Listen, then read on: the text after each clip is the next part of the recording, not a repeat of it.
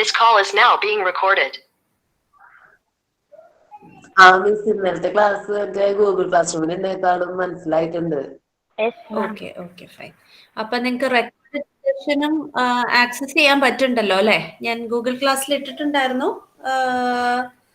Record session access ചെയ്യാൻ ബുദ്ധിമുട്ടില്ലല്ലോ? നമ്മുടെ live ക്ലാസ്സിന്റെ റെക്കോർഡ് ലിങ്ക് ഞാൻ ഇട്ടിട്ടുണ്ടായിരുന്നു. ഞാൻ അതിൻ്റെ അകത്ത് പിന്നെ കേറി നോക്കിയില്ല, അതുകൊണ്ടാ ചോദിച്ചേ.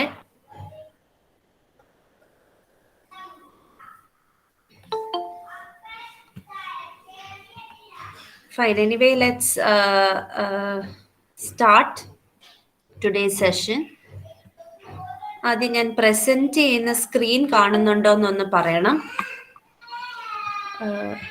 ഞാൻ പറയുമ്പോൾ പറഞ്ഞാൽ മതി. കാണുന്നുണ്ടോ സ്ക്രീൻ?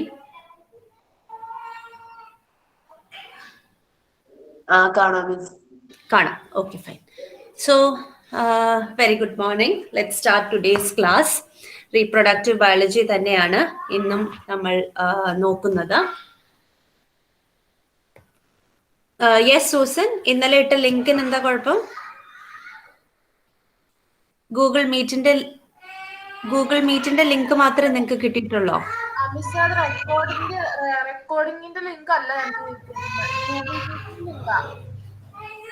ഗൂഗിൾ മീറ്റിന്റെ ലിങ്ക് ആണോ കിട്ടിയേക്കണേ? Okay, I will update it. ഇന്ന് സെഷൻ കഴിഞ്ഞിട്ട് ഞാൻ അപ്ഡേറ്റ് ചെയ്തേക്കാം. Okay fine. Okay, so let's continue. Reproductive cycle ആണ് ഇന്ന് നമ്മൾ നോക്കാൻ പോകുന്നത്. റീപ്രൊഡക്റ്റീവ് സൈക്കിൾസ് അല്ലേ?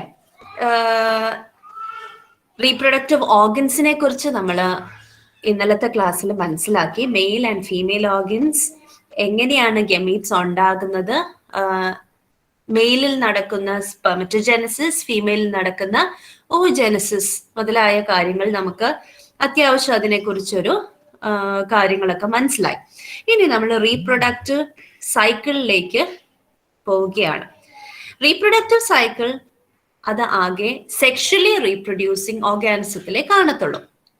ഓക്കെ, ആ സെക്ഷൽ ഫോംസ് ഓഫ് റീപ്രൊഡക്ഷൻ മാത്രം ഉള്ള ഓർഗാനിസത്തിൽ ഈ പറഞ്ഞ റീപ്രൊഡക്റ്റീവ് സൈക്കിൾസ് കാണത്തില്ല. റീപ്രൊഡക്റ്റീവ് സൈക്കിൾ കൊണ്ട് ഉദ്ദേശിക്കുന്നത് there would be some periods when the animal is active or receptive for reproduction. മെയ്റ്റിങ്ങിന് റിസെപ്റ്റീവ് ആയിട്ടുള്ള ഫേസസ് കാണും, റിസെപ്റ്റീവ് അല്ലാത്ത ഫേസസ് കാണും.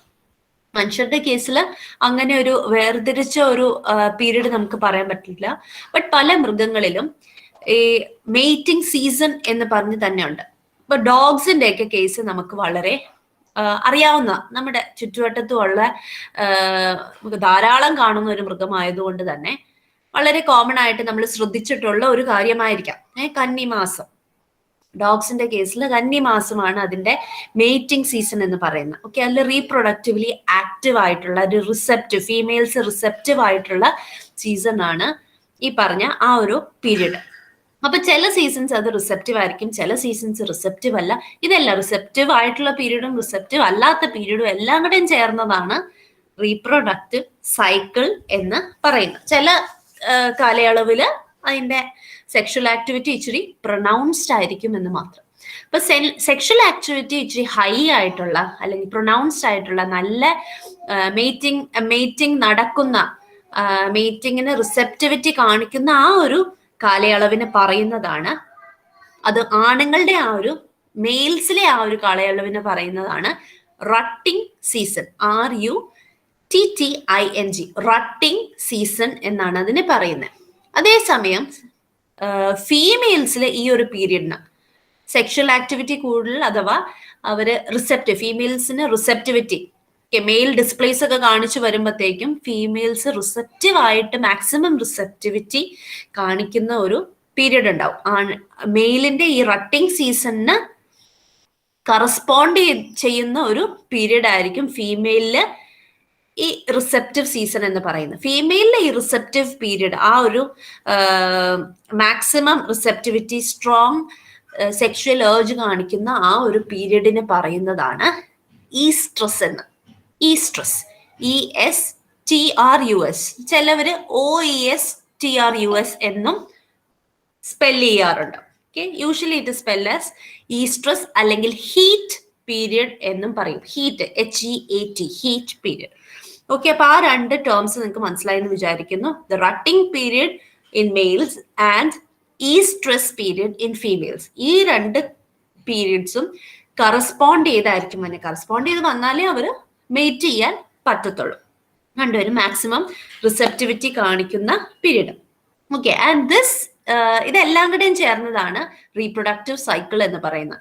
അവർ റിസെപ്റ്റീവ് ആയിട്ടിരിക്കുന്ന പീരീഡും റിസെപ്റ്റീവ് അല്ലാത്ത പീരീഡും ചേർന്നതാണ് ഒരു റീപ്രൊഡക്റ്റീവ് സൈക്കിൾ എന്ന് പറയുന്നത്, which is seen only in sexually reproducing organisms. Moving further, ഇനി ഈ റീപ്രൊഡക്റ്റീവ് സൈക്കിൾസ് പ്രധാനമായിട്ടും രണ്ട് തരമുണ്ട്.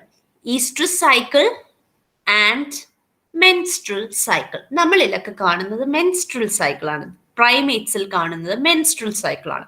ഈസ്ട്രസ് സൈക്കിൾ നോൺ പ്രൈമേറ്റ് ഫോംസിലാണ് കാണുന്നത്. ഓക്കെ, നോൺ പ്രൈമേറ്റ് ഫോംസിലാണ് കൃത്യമായിട്ടും റിസെപ്റ്റീവ് ആയിട്ട് കുറച്ച് നാള്, റിസെപ്റ്റീവ് അല്ലാട്ട് കുറച്ച് നാള്, അങ്ങനെയൊക്കെ ഒരു ഡിസ്റ്റിങ്വിഷ് ചെയ്ത് കുറച്ച് കാലയളവ് കാണുന്നത്.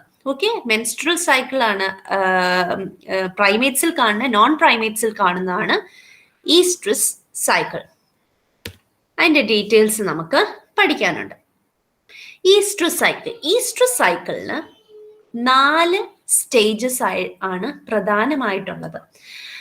അത് പറയുന്നതിന് മുന്നേ ഒരു കാര്യം നമ്മൾ മനസ്സിലാക്കേണ്ടത്, ഫ്രം സ്പീഷീസ് ടു സ്പീഷീസ് ഈ ഈസ്ട്രസ് സൈക്കിളിന്റെ കാലയളവ് വ്യത്യാസം കാണും.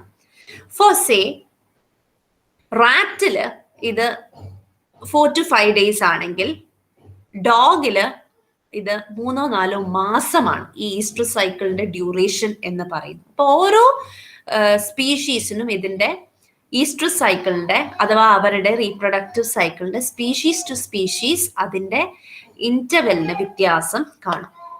ഇനി what ever B the interval, ഈ 4 സ്റ്റേജസ് അതിൽ കാണും. ചിലതിന് ഇതിൽ ഏതെങ്കിലുമൊക്കെ സ്റ്റേജ് വളരെ കുറച്ചായിരിക്കും, പെർട്ടിക്കുലർലി ഡൈസ്റ്റു സ്റ്റേജ് ഒക്കെ കുറവായിരിക്കാം. ബട്ട് ഈ 4 സ്റ്റേജും ഈസ്ട്രസ് സൈക്കിൾ ഉള്ള ജീവികളിൽ ഈ 4 സ്റ്റേജസും ഉണ്ടാവും. ഇനി ഈ ഓരോ സ്റ്റേജസ് എന്തൊക്കെയാണെന്ന് നമുക്ക് മനസ്സിലാക്കാം. First of all, what is happening during stages? എന്തിനാണ് ഈ സ്റ്റേജസ് ആക്കി ഡിവൈഡ് ചെയ്തേക്കുന്നത്? ഓവറി, യൂട്രസ്, വജൈന, അല്ലെ? നമ്മൾ റീപ്രൊഡക്ഷൻ, അതും പെർട്ടിക്കുലർലി ഫീമെയിലിന്റെ റീപ്രൊഡക്റ്റീവ് സൈക്കിളുമായിട്ട് ബന്ധപ്പെട്ടാണ് ഈസ്ട്രസ് വന്നത്. ഞാൻ ആദ്യമേ പറഞ്ഞു, ഫീമെയിലിന്റെ റിസെപ്റ്റീവ് പീരീഡിനാണ് ഈസ്ട്രസ് അല്ലെങ്കിൽ ഹീറ്റ് എന്ന് വിളിക്കണേന്ന് പറഞ്ഞു. ഇപ്പൊ ഫീമെയിലിന്റെ ആ ഒരു റീപ്രൊഡക്റ്റീവ് സൈക്കിളുമായിട്ട് ബന്ധപ്പെട്ടാണ് ഈ ഒരു സ്റ്റേജസ് നമ്മൾ പറയുന്നത്. ഇപ്പൊ ഫീമെയിൽസിൽ അവരുടെ ഓവറി, യൂട്രസ് ആൻഡ് വജൈന, അതിലുണ്ടാകുന്ന പ്രധാനമായിട്ടും യൂട്രസിലും ഓവറിയിലും ഉണ്ടാകുന്ന ഫിസിയോളജിക്കൽ ചേഞ്ചസ് ആണ് ബേസ് ചെയ്താണ് ഈ 4 സ്റ്റേജസ് ആയിട്ട് തിരിച്ചേക്കുന്നത്. ഫസ്റ്റ് സ്റ്റേജ് ആയിട്ട്, ഫസ്റ്റ്, സെക്കൻഡ്, തേർഡ് എന്ന് നമുക്ക് പറയാൻ പറ്റത്തില്ല, ഇതിങ്ങനെ സൈക്ലിക് ആയിട്ട് നടന്നുകൊണ്ടിരിക്കുന്നതാണ്. ബട്ട് ജസ്റ്റ് ഫോർ റെഫറൻസ് ഞാൻ ഫസ്റ്റ് ആക്കി ഇട്ടേക്കുന്ന പ്രോ ഈസ്ട്രസ് സ്റ്റേജ് അല്ലെങ്കിൽ പ്രോ ഈസ്ട്രം എന്നും വിളിക്കും. ഇത് ഒരു ആക്റ്റീവ് പ്രിപ്പറേഷൻ നടക്കുന്ന സ്റ്റേജ് ആണ്. ഓക്കെ, ആക്റ്റീവ് പ്രിപ്പറേഷൻ ഇൻ ഓവറിയിൽ ധാരാളം ഫോളിക്കിൾസ് ഉണ്ട്, നമ്മൾ പഠിച്ചു അല്ലേ? അപ്പൊ ഫോളിക്കിൾസ് നല്ലോണം വളർന്ന് ഒരു ഓവുലേഷന് റെഡി ആകുന്ന, അല്ലെങ്കിൽ ഓവുലേഷൻ നടന്നാലല്ലേ ഫെർട്ടിലൈസേഷൻ ഒരു പോസിബിലിറ്റി ഉള്ളൂ. അപ്പൊ ഫെർട്ടിലൈസേഷന് തയ്യാറെടുക്കത്തക്ക വിധത്തില് മാക്സിമം ഓവേറിയൻ ഫോളിക്കിൾസിന്റെ ഗ്രോത്ത് നടക്കുന്ന പ്രിപ്പറേറ്ററി സ്റ്റേജ് ആണ് പ്രോ ഈസ്ട്രസ് സ്റ്റേജ് എന്ന് പറയുന്നത്. നെക്സ്റ്റ് സ്റ്റേജ് എന്ന് പറയുന്നത് ഈസ്ട്രസ് സ്റ്റേജ് ആണ്. അത് റിസെപ്റ്റീവ് പീരീഡ് ആണെന്ന് ഞാൻ പറഞ്ഞു അല്ലെ? റിസെപ്റ്റീവ് പീരീഡ് എന്ന് പറഞ്ഞാൽ ഓവുലേഷൻ, ചില ഓർഗാനിസത്തിലെ ഓവുലേഷൻ നടക്കുമ്പോഴായിരിക്കും അവര് എന്താണ്, ഒരു ഓവുലേഷൻ നടക്കുമ്പോഴായിരിക്കും അവരുടെ റിസെപ്റ്റിവിറ്റി കൂടുന്നത്. അപ്പൊ ഇൻഡിവിജ്വൽ ടു ഇൻഡിവിജ്വൽ വ്യത്യാസം ഉണ്ടാവും. എന്നാലും ഓവുലേഷനുമായിട്ട് ബന്ധപ്പെട്ട് മാക്സിമം സെക്ഷൽ ഏർജ് കാണിക്കുന്ന പീരിയഡ് ആണ് ഈസ്ട്രസ് സ്റ്റേജ് എന്ന് പറയുന്നത്. And it is usually short period. അത് മെയിലിന്റെയും ഫീമെയിലിന്റെയും, മെയിലിന്റെ റട്ടിംഗ് സീസണും ഫീമെയിലിന്റെ ഈ പറഞ്ഞ ഈസ്ട്രസ് ഫേസും രണ്ടും കോയിൻസൈഡ് ചെയ്തായിരിക്കും നിൽക്കുന്നത്. Mail and female is fully prepared for a sexual reproduction ആ ഒരു സ്റ്റേജിൽ. Okay, the next stage is the metoestrus stage അഥവാ it is also known as post oestrus. Oestrus stage കഴിഞ്ഞിട്ടുള്ള സ്റ്റേജ് ആയതുകൊണ്ട് പോസ്റ്റ് ഈസ്ട്രസ് സ്റ്റേജ് അല്ലെങ്കിൽ metoestrum എന്നും ഇത് ഈ സ്റ്റേജിനെ അറിയപ്പെടാം. അപ്പൊ ഫെർട്ടിലൈസേഷൻ സക്സസ്ഫുൾ ആയിട്ട് നടക്കാനുള്ള സാധ്യത ഉണ്ടായിരുന്ന സ്റ്റേജ് ആയിരുന്നു ഈസ്ട്രസ് സ്റ്റേജ്. എങ്ങാനും സക്സസ്ഫുൾ ആയിട്ട് നടന്നിട്ടുണ്ടെങ്കിൽ നെക്സ്റ്റ് സ്റ്റേജ് ആയ മെറ്റീസ്ട്രസ് സ്റ്റേജിൽ പ്രഗ്നൻസിക്ക് വേണ്ട എല്ലാവിധ പ്രിപ്പറേഷൻസും ചെയ്യേണ്ടതായിട്ടുണ്ട്. റൈറ്റ്, ഫെർട്ടിലൈസേഷൻ നടന്നിട്ടുണ്ടെങ്കിലും ഇല്ലെങ്കിലും നെക്സ്റ്റ് സ്റ്റേജ് ആയ പ്രഗ്നൻസി പ്രിപ്പറേഷൻ സ്റ്റേജ് നടക്കും. ഓക്കെ, ഫെർട്ടിലൈസേഷൻ നടന്നിട്ടുണ്ടെങ്കിൽ പ്രഗ്നൻസിയിൽ കണ്ടിന്യൂ ചെയ്യും. അല്ല എങ്കിൽ ഈ പ്രഗ്നൻസിക്ക് വേണ്ടി ഉണ്ടാക്കിയ യൂട്രസിലൊക്കെ ഉണ്ടാക്കിയ അഡീഷണൽ ഒരുക്കങ്ങള്, ഓക്കെ, അവിടെ കൂടുതൽ വാസ്കുലർ ആകും, കൂടുതൽ ബ്ലഡ് വെസൽസ് വരും, കൂടുതൽ തിക്കനിങ്, യൂട്രസിന്റെ എന്താ എൻഡോമെട്രിയം കുറേ കൂടെ തിക്കൻഡ് ആകും ഫീറ്റസിനെ ഹോൾഡ് ചെയ്യാനായിട്ട്. അങ്ങനെയുള്ള കുറച്ച് ചേഞ്ചസ് ഒക്കെ വരുന്നുണ്ട്. ആ ചേഞ്ചസ് ഒക്കെ ആവശ്യമില്ല എങ്കിൽ, അതായത് ഫെർട്ടിലൈസേഷൻ നടന്നിട്ടില്ല എങ്കിൽ അതെല്ലാം discarded ആയി പോകും. When metestrous stage is primarily concerned with preparation for pregnancy. And in the absence of pregnancy, what happens? ഈ പ്രിപ്പറേഷൻസ് എല്ലാം അങ്ങ് ഡിസ്കാർഡഡ് ആയി പോകും, അല്ലെങ്കിൽ റിഗ്രസ് ചെയ്ത് പോകും. And the last phase would be the distress phase. Distress phase വേറൊന്നുമല്ല, ഒരു റെസ്റ്റ് ഫേസ് ആണ്. ഈ സമയത്ത് ആനിമൽ കുറച്ച് ഇനാക്റ്റീവ് ആയിട്ട് അധികം സെക്ഷുവൽ അഫിനിറ്റി ഇല്ലാത്ത വിധത്തിൽ ആയിരിക്കും. കുറച്ച് ഒരു ലാഗ് ഫേസ് അല്ലെങ്കിൽ ഒരു സ്ലഗിഷ് ഫേസ് ആണ് ഡൈസ്ട്രസ് ഫേസ് അഥവാ ഡൈസ്ട്രം എന്ന് പറയുന്നത്. ഓക്കെ, ഈ ഒരു സമയത്തായിരിക്കും ബാക്കിയത്തെ ഈ അഡീഷണൽ പ്രഗ്നൻസിക്ക് വേണ്ട അഡീഷണൽ പ്രിപ്പറേഷൻസ് നടന്ന അതിൻ്റെ ആവശ്യമില്ലാത്തതെല്ലാം, pregnancy in the absence of pregnancy prepared ആയി വന്ന കാര്യങ്ങളെല്ലാം മൊത്തത്തിൽ എലിമിനേറ്റഡ് ആയി പോകുന്നത് ഈ ഡൈസ്ട്രസ് സ്റ്റേജും കൂടെ ഉപയോഗിച്ചായിരിക്കും. അത് കംപ്ലീറ്റ് ആയിട്ട് നെക്സ്റ്റ് ഒരു സൈക്കിളിന്, ഫോളിക്കിൾ ഡെവലപ്മെന്റിനുള്ള പ്രിപ്പറേറ്ററി സ്റ്റേജ്, പ്രോയിസ്റ്റർ സ്റ്റേജിന് വേണ്ടി നെക്സ്റ്റ് പ്രിപ്പറേറ്ററി സ്റ്റേജിലേക്ക് എത്തുന്നതിന് മുന്നേ ഉള്ള ഒരു ചെറിയ ഗ്യാപ്പ് പീരിയഡ് ആണ് ഡൈസ്ട്രസ് ഫേസ് എന്ന് പറയുന്നത്. ഇനി മോണോഇസ്ട്രസ്, പോളിഇസ്ട്രസ് ഓർഗാനിസംസ് ഉണ്ട്. മോണോഇസ്ട്രസ് ആസ് ദ നെയിം സജസ്റ്റ്, അവര് ഒരു വർഷം അല്ലെങ്കിൽ ഒരു സീസണിൽ ഒറ്റ പ്രാവശ്യമായിരിക്കും അവർക്ക് ഈസ്ട്രസ് സൈക്കിൾ അല്ലെങ്കിൽ അവര് അവരുടെ മേറ്റിംഗ് നടക്കത്തുള്ളൂ.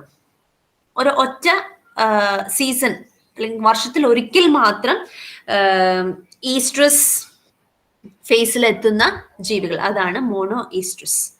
ഓക്കെ, പല പ്രാവശ്യം ഇൻ എ സീസൺ, ഒരു വർഷത്തിൽ പല പ്രാവശ്യം ഈസ്ട്രസ് ഫേസിലൂടെ കടന്നു പോകുന്ന ഓർഗാനിസംസ് ആണ് പോളിഈസ്ട്രസ് എന്ന് പറയുന്നത്. പിന്നെ ടോട്ടലി ഈ പറഞ്ഞ reproductive cycle, oestrus cycle suspended ആയിട്ട് നിൽക്കുന്ന, അതിങ്ങനെ അറസ്റ്റഡ് ആയിട്ട് നിൽക്കുന്ന ഒരു ടൈമിനാണ് അനീസ്ട്രം എന്ന് പറയുന്നത്. അതിന്റെ എക്സാമ്പിൾസ് ഒക്കെ നിങ്ങളുടെ ടെക്സ്റ്റിൽ കൊടുത്തിട്ടുണ്ട്. അത് you can read through in the notes. അപ്പൊ ഇതില് ഞാൻ പറഞ്ഞു, നമ്മുടെ ഓവറിയിലും യൂട്രസിലും ഒക്കെ നടക്കുന്ന ചേഞ്ചസ്, ഫിസിയോളജിക്കൽ ചേഞ്ചസിന്റെ അടിസ്ഥാനത്തിലാണ് ഈ പറഞ്ഞ സ്റ്റേജസ് ആയിട്ട് നമ്മൾ ക്ലാസിഫൈ ചെയ്തേക്കുമെന്ന് പറഞ്ഞു. Right, what is happening during the oestrus stage? ഏറ്റവും പ്രിപ്പയർഡ് ആയിട്ടിരിക്കുന്ന, റിസെപ്റ്റീവ് ആയിട്ടിരിക്കുന്ന, മെയിൽ ആൻഡ് ഫീമെയിൽ റിസെപ്റ്റീവ് ആയിട്ടിരിക്കുന്ന സ്റ്റേജ് ആണെന്ന് ഞാൻ പറഞ്ഞു. ഈസ്ട്രസ് ഫേസ് ആണെങ്കിൽ ഫീമെയിലിൽ റട്ടിംഗ് സീസൺ, മെയിലിലും ആണ് അവരുടെ റിസെപ്റ്റീവ് ഫേസ് എന്ന് പറയുന്നത് സെക്ഷൽ റീപ്രൊഡക്ഷൻ. അവിടെ ഒവേറിയൻ ഫോളിക്കിൾസ് എല്ലാം അല്ലെ, ഓവറിയിലുള്ള ഫോളിക്കിൾസ് എല്ലാം നല്ല വലുതായി അല്ലെ, എന്തിന്റെ ഇൻഫ്ലുവൻസിൽ? ഓവറിയൻ ഫോളിക്കിൾസ് ഗ്രോ ചെയ്യണമെങ്കിൽ ഈസ്ട്രജൻ ആവശ്യമാണ് അല്ലെ. അപ്പൊ ഈസ്ട്രജൻ എന്ന ഹോർമോണിന്റെ പ്രസൻസിൽ ഇത് നിറയെ വളർന്ന് ഫോളിക്കിൾ സ്റ്റിമുലേറ്റിംഗ് ഹോർമോൺ, പിറ്റ്യൂട്ടറിയിൽ നിന്ന് റിലീസ് ചെയ്യുന്ന ഫോളിക്കിൾ സ്റ്റിമുലേറ്റിംഗ് ഹോർമോൺ ഇത് സഹായത്തോടെയാണ് ഫോളിക്കിൾ വളരുന്നത്. ഫോളിക്കിൾ വളർന്ന് ഫോളിക്കിളിൽ നിന്ന്, ഒവേറിയൻ ഫോളിക്കിളിൽ നിന്ന് റിലീസ് ചെയ്യപ്പെടുന്ന ഹോർമോൺ ആണ് ഈസ്ട്രജൻ. അപ്പം ഈസ്ട്രജന്റെ അളവ് സ്വാഭാവികമായിട്ടും ഈ ഫോളിക്കിൾ വളരുന്ന അനുസരിച്ച് ഈസ്ട്രജന്റെ അളവ് കൂടുന്നു, ഈസ്ട്രജന്റെ അളവ് കൂടി there happens a phase when ഒരു പെർട്ടിക്കുലർ പോയിന്റിൽ, ഇത് ഫർദർ സ്ലൈഡ്സിൽ നിങ്ങൾക്ക് മനസ്സിലാവും എപ്പോഴാണ് അത് സംഭവിക്കുന്നതെന്ന്. Rupture of the ovarian follicle നടക്കുന്നു. അങ്ങനെയാണ്, അഥവാ ഓവുലേഷൻ നടക്കുന്നു. ഓവുലേഷൻ നടന്നു കഴിഞ്ഞിട്ടായിരിക്കും ഫെർട്ടിലൈസേഷന് വേണ്ടിയുള്ള ട്രിഗർ അല്ലെങ്കിൽ മെയ്റ്റ് ചെയ്യാനുള്ള സ്റ്റിമുലസ് ചില ഓർഗാനിസങ്ങൾക്ക് കിട്ടുന്നത്. നമ്മുടെ കേസ് അല്ലാട്ടോ, ചില ഓർഗാനിസങ്ങൾക്ക് കിട്ടുന്നത്. Okay, that is all happening in the oestrus phase. അത് ഫോളിക്കുലർ ഫേസ്. ഈ ഫോളിക്കുലർ ഫേസ് ഇപ്പൊ നിങ്ങളത് തലയിൽ വെച്ചേക്ക്, എന്താണ് അവിടെ ഉദ്ദേശിക്കുന്നതെന്ന് അടുത്ത സ്ലൈഡുകളിൽ നിങ്ങൾക്ക് മനസ്സിലാവും. ഈസ്ട്രസ് ഫേസും ഫോളിക്കുലർ ഫേസും കോയിൻസൈഡ് ചെയ്ത് കിടക്കുന്നത് മാത്രം ഇപ്പൊ തൽക്കാലം മനസ്സിലായാൽ മതി. നെക്സ്റ്റ് ഡയസ്ട്രസ് ഫേസ് എന്തായിരുന്നു? ഇതെല്ലാം എന്താണ്? തിരിച്ച് പിൻവലിഞ്ഞ് പഴയ ഒരു അവസ്ഥയിലേക്ക് പോകുന്ന ഒരു സ്റ്റേജ് എന്ന് വേണമെങ്കിൽ നമുക്ക് പറയാം, അല്ലെ? മെറ്റീസ്ട്രസ്, ഡയസ്ട്രസ് രണ്ടും കൂടെ ചേർന്നാണ് സംഭവിക്കുന്നത്. സത്യം പറയാം, അവിടെ ഈ ഫോളിക്കിളിൽ നിന്ന്, ഓവറിയിൽ കിടക്കുന്ന ഒവേറിയൻ ഫോളിക്കിളിൽ നിന്ന് ഓവം പുറത്തേക്ക് ചാടി, അല്ലെ? ഫെർട്ടിലൈസേഷന് വേണ്ടി പുറത്തേക്ക് ചാടി. ബാക്കി റിമൈനിങ് സാധനത്തിനെയാണ് കോപ്പസ് ലൂട്ടിയം എന്ന് പറയുന്നത്. അഥവാ ഓവമില്ലാത്ത ഒവേറിയൻ ഫോളിക്കിളിനെയാണ് കോപ്പസ് ലൂട്ടിയം എന്ന് പറയുന്നത്. ഈ കോപ്പസ് ലൂട്ടിയത്തിൽ നിന്ന് പ്രൊജസ്ട്രോൺ എന്ന ഹോർമോൺ പ്രൊഡ്യൂസ് ചെയ്തുകൊണ്ടേയിരിക്കും. എപ്പോ വരെ? പ്രഗ്നൻസി കണ്ടിന്യൂ ചെയ്യുകയാണെങ്കിൽ ഈ സാധനം കുറച്ച് വലുതായി കുറെ പ്രൊജസ്ട്രോൺ പ്രൊഡ്യൂസ് ചെയ്തുകൊണ്ടേയിരിക്കും. Okay, in the absence of pregnancy ഈ പറഞ്ഞ corpus luteum it gets regressed അല്ലെങ്കിൽ ഡിസിൻറ്റഗ്രേറ്റഡ് ആയി പോകും. Corpus luteum finally corpus albicans എന്ന് പറഞ്ഞ ഒരു വെള്ള സ്കാർ ആയിട്ട് മാറും. അതോടെ പ്രൊജസ്ട്രോണിന്റെ പ്രവർത്തനം തീരും, അല്ലെ? പ്രൊജസ്ട്രോൺ പ്രൊഡ്യൂസ് ചെയ്യാനായിട്ട് ആളില്ല, പ്രൊജസ്ട്രോൺ നിന്ന് പോകും. ഫൈൻ. അങ്ങനെ പ്രൊജസ്ട്രോൺ നിന്ന് പോകുന്നതോടെ ഇപ്പൊ ഫോളിക്കിൾ സ്റ്റിമുലേറ്റിംഗ് ഹോർമോൺ തൽക്കാലം തടഞ്ഞു വെച്ചേക്കുക. പ്രൊജസ്ട്രോൺ ഉള്ളിടത്തോളം കാലം പ്രൊജസ്ട്രോണിന്റെ ഒരു പണി എന്ന് പറഞ്ഞ FSH, ഫോളിക്കിൾ സ്റ്റിമുലേറ്റിംഗ് ഹോർമോണിനെ തടയുക എന്ന പണി കൂടി പ്രൊജസ്ട്രോണിനുണ്ട്. കാരണം പ്രഗ്നൻസി മെയിൻറ്റെയിൻ ചെയ്യണമെങ്കിൽ ഈ പറഞ്ഞ ഇനി അടുത്ത മാസം ഓവുലേഷൻ നടക്കാൻ പാടില്ല. അതുകൊണ്ട് FSHനെ തടഞ്ഞു വെച്ചുകൊണ്ടിരിക്കും. പക്ഷെ പ്രഗ്നൻസി നടക്കുന്നില്ല എങ്കിൽ ഈ കോപ്പസ് ലൂട്ടിയം നശിച്ചു പോവുകയും അതുവഴി പ്രൊജസ്ട്രോൺ ഇല്ലാണ്ടാവും, പ്രൊജസ്ട്രോണിന്റെ പ്രൊഡക്ഷൻ ഇല്ലാണ്ടാവുകയും അതുമൂലം ഫോളിക്കിൾ സ്റ്റിമുലേറ്റിംഗ് ഹോർമോൺ വീണ്ടും സെക്രീഷൻ സ്റ്റാർട്ട് ചെയ്യുകയും, അത് സെക്രീഷൻ സ്റ്റാർട്ട് ചെയ്ത വാട്ട് ഇസ് ഹാപ്പനിങ്? അടുത്ത ഒവേറിയൻ ഫോളിക്കിൾ ഡെവലപ്പ് ചെയ്യാൻ തുടങ്ങുന്നു, അത് ഈസ്ട്രജൻ റിലീസ് ചെയ്യുന്നു, ഓവുലേഷൻ നടക്കുന്നു. This process goes on.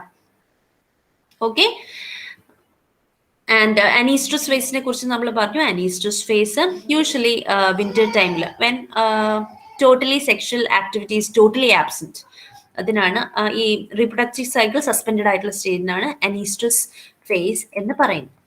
ഇനി we are moving on to the menstrual cycle.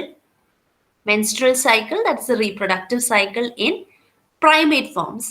നമ്മളിൽ കാണുന്ന റീപ്രൊഡക്റ്റീവ് സൈക്കിളിനെയാണ് മെൻസ്ട്രൽ സൈക്കിൾ എന്ന് പറയുന്നത്. ഫൈൻ. ഇതിന്റെ ഇടയ്ക്ക് ഒരു റട്ട് സൈക്കിൾ ഉണ്ട്. അപ്പൊ റട്ടിങ് സീസൺ എന്താന്ന് ഞാൻ പറഞ്ഞിരുന്നു. എന്താണ്? മെയിൽസിന്റെ മാക്സിമം റീപ്രൊഡക്റ്റീവ് ആക്ടിവിറ്റി കാണിക്കുന്ന അല്ലെങ്കിൽ സെക്ഷൽ ഏർജ് മാക്സിമം ആയിട്ടുള്ള പീരിയഡ്. ഏത് മെയിൽസിന്റെ കാര്യമാണ് ഇവിടെ ഉദ്ദേശിക്കുന്നത്? നോൺ പ്രൈമേറ്റ് മെയിൽ ഓർഗാനിസം കാര്യമാണ് ഉദ്ദേശിക്കുന്നത്. അവരുടെ ആ ഒരു പീരീഡിനാണ് റട്ടിംഗ് സീസൺ എന്ന് പറയുന്നത്. അവരുടെ ടെസ്റ്റിക്കുലർ ആക്ടിവിറ്റി, ടെസ്റ്റിസിന്റെ ആക്ടിവിറ്റി, സ്പെർമറ്റോജെനിസിസ് ഒക്കെ നടക്കുന്ന ആ ഒരു സൈക്കിൾ ഉൾപ്പെടുന്ന സൈക്കിളിനാണ് റട്ട് സൈക്കിൾ എന്ന് പറയുന്നത്. അതും ഒരു സീസണൽ സൈക്കിളാണ്. ഈസ്ട്രസ് സൈക്കിൾ ആണെങ്കിലും റട്ട് സൈക്കിൾ ആണെങ്കിലും ഇതെല്ലാം എൻവയൺമെന്റുമായിട്ട് ബന്ധപ്പെട്ടാണ്, അത് സിൻക്രണസ് ആയിട്ടാണ് വർക്ക് ചെയ്യുന്നത്. ഓക്കെ, എൻവയൺമെന്റ്, സ്യൂട്ടബിൾ എൻവയൺമെന്റൽ കണ്ടീഷൻസ് ഉള്ളപ്പോഴായിരിക്കും ഇപ്പൊ ഫോട്ടോ പീരീഡ് ഇത്രയും വേണം, ഹ്യൂമിഡിറ്റി ഇത്രയും വേണം, അങ്ങനെ അതിന് സ്യൂട്ടബിൾ ആയിട്ടുള്ള, അതിന്റെ റീപ്രൊഡക്ഷൻ സ്യൂട്ടബിൾ ആയിട്ടുള്ള എൻവയൺമെന്റൽ ഫാക്ടേഴ്സ് വന്നു ചേരുമ്പോഴാണ് ഇത് സിൻക്രണസ് ആയിട്ട് പ്രവർത്തിക്കുകയും മീറ്റിംഗ് നടക്കുകയും ചെയ്യുന്നത്. ഓക്കെ, അതുകൊണ്ടാണ് സീസൺസ് ആയിട്ട് അതിന് ബന്ധം വരുന്നത്. Hope you understood that. Now, yes, we are moving on to the menstrual cycle. Yeah. That occurs in primates, അതായത് എല്ലാ പ്രൈമേറ്റ്സിലും ഒക്കർ ചെയ്യുന്നുണ്ട്, നമ്മൾ അതിൽ പെടുന്നത് കൊണ്ട് നമ്മളിലും ഈ സിമിലർ സൈക്കിളാണ്, ഈ സിമിലർ റിപ്രൊഡക്റ്റീവ് സൈക്കിളാണ് നടക്കുന്നത്. അതിൻ്റെ മെയിൻ 3 ഫേസസ് ആണ് ഇവിടെ മെൻഷൻ ചെയ്തേക്കണേ. ദ മെൻസസ് പീരിയഡ് അഥവാ പീരിയഡ്സ്, ബ്ലീഡിങ് നടക്കുന്ന ആ കാലഘട്ടം, ആ ഒരു phase menses. Next is proliferative phase, luteal phase. 3 phases ആയിട്ട് നമ്മുടെ മെൻസ്ട്രൽ സൈക്കിളിനെ ഡിവൈഡ് ചെയ്തേക്കുന്നു. Menses, proliferative, luteal face.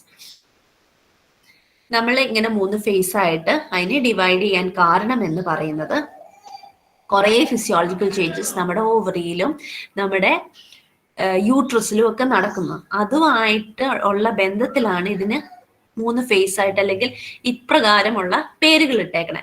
ഇതിന് സിനോണിമസ് ആയിട്ടുള്ള വേറെ പേരുകളുമുണ്ട്. ഓവുലേഷൻ നടക്കുന്നതിന് മുന്നം പിന്നം എന്ന രീതിയിൽ നമ്മുടെ മെൻസ്ട്രൽ സൈക്കിളിനെ നമ്മളൊന്ന് കാറ്റഗറൈസ് ചെയ്യുകയാണെങ്കിൽ it would be pre ovulatory phase and the post ovulatory phase. Okay, ഞാൻ പറഞ്ഞു നമ്മുടെ ഓവറിയിലും യൂട്രസിലും ഒക്കെ ഈ പറഞ്ഞ പ്രോസസ് സൈക്ലിക് ആയിട്ട് നടക്കുന്നുണ്ട്. കുറേ ചേഞ്ചസ് സൈക്ലിക് ആയിട്ട് റിതമിക് ആയിട്ട് നടക്കുന്നുണ്ട് എല്ലാ മാസവും. Okay, in connection with the ovulation process. അപ്പം ഓവുലേഷന് മുന്നമുള്ള ഓവറിയുടെ അവസ്ഥയ്ക്ക് ഫോളിക്കുലർ ഫേസ് എന്നും, ഓവുലേഷന് ശേഷമുള്ള ഓവറിയുടെ അവസ്ഥയ്ക്ക് ലൂട്ടിയൽ ഫേസ് എന്നും അങ്ങനെയും ഒരു ക്ലാസിഫിക്കേഷൻ എന്ന രീതിയിൽ നമ്മൾ പറയാറുണ്ട്. ഇനി യൂട്രസിന്റെ കാര്യം പറയുകയാണെങ്കിൽ അവിടെ പീരിയഡ്സ് നടക്കുന്ന ഒരു സ്റ്റേജ് ഉണ്ട്, പിന്നെ പ്രോളിഫറേഷൻ നടക്കുന്ന ഒരു സ്റ്റേജ് ഉണ്ട്. പ്രോളിഫറേഷൻ നടക്കുന്ന വെച്ചാൽ മാക്സിമം ഗ്രോത്ത്, യൂട്രസ് തിക്കൻഡ് ആകുന്ന, യൂട്രൈൻ സെൽസ് മൾട്ടിപ്ലൈ ചെയ്ത് തിക്കൻഡ് ആകുന്ന ഫേസ്, അങ്ങനെ ഒരു അത്രയും ഒരു ഫേസ് നടക്കുന്നുണ്ട് ഓവുലേഷന് മുന്നമായിട്ട്. ഓവുലേഷൻ നടന്നതിന് ശേഷം യൂട്രസ് സെക്രീഷൻസ് സ്റ്റാർട്ട് ചെയ്യുന്നു. ഓക്കെ, യൂട്രൈൻ സെക്രീഷൻസ് സ്റ്റാർട്ട് ചെയ്യുന്നു ഇൻ പ്രിപ്പറേഷൻ ഓഫ് പ്രഗ്നൻസി. പ്രഗ്നൻസിക്ക് വേണ്ട ഒരുക്കങ്ങളോട് കൂടിയ പ്രിപ്പറേറ്ററി സ്റ്റേജ് അല്ല, സെക്രട്ടറി സ്റ്റേജ് ആണ് ആഫ്റ്റർ ഓവുലേഷൻ യൂട്രസിൽ നടക്കുന്നത്. ദാറ്റ് ഇസ് പെർട്ടിക്കുലർലി പ്രഗ്നൻസി ഉണ്ടെങ്കിലാണ് ആ സെക്രട്ടറി ഫേസിലേക്ക് അത് കയറുന്നുള്ളൂ. പ്രഗ്നൻസി ഇല്ലെങ്കിൽ സെക്രീഷൻസിലേക്ക് കയറാനുള്ള സ്കോപ്പ് ഇല്ല. ഓക്കെ, ഇതൊരു ബ്രീഫിംഗ് ആണ്. ഇത് നിങ്ങൾ നോട്ട് ചെയ്താൽ ഇറ്റ് വിൽ ബി ഈസിയർ. കാരണം ഈ പറഞ്ഞ വാക്കുകൾ നമ്മൾ അങ്ങോട്ടും ഇങ്ങോട്ടൊക്കെ മാറ്റി ഉപയോഗിക്കാം. അപ്പൊ എവിടെയാണ് എന്താണെന്ന് നിങ്ങൾക്ക് ഒരു ഐഡിയ കിട്ടണമെങ്കിൽ ഈ വാക്കുകൾ, ഈ ഒരു image is very very useful. Okay, so we are moving forward. അതിന് മുന്നേ, before moving forward, let me ask you one thing. What is this menstruation? May I have somebody responding back? ആരെങ്കിലും പറയാമോ? ഇംഗ്ലീഷിൽ തന്നെ വേണമെന്നൊന്നുമില്ല, മലയാളത്തിൽ പറഞ്ഞാൽ മതി. എന്താണ് മെൻസ്ട്രേഷൻ? നമുക്ക് എല്ലാവർക്കും ഉള്ള സംഭവമാണ്. എന്താണ് മെൻസ്ട്രേഷൻ അഥവാ എന്താണ് periods? What is it? Can I have someone responding? This is something we need to know. നിങ്ങൾ ഷൈ ആവേണ്ട കാര്യമൊന്നുമില്ല, നമ്മൾ അറിഞ്ഞേ പറ്റത്തുള്ളൂ. അറ്റ്ലീസ്റ്റ് നമ്മളെ കുറിച്ചെങ്കിലും നമ്മൾ അറിഞ്ഞിരിക്കണം, കൂടുതൽ കാര്യങ്ങളൊന്നും അറിഞ്ഞില്ലെങ്കിലും.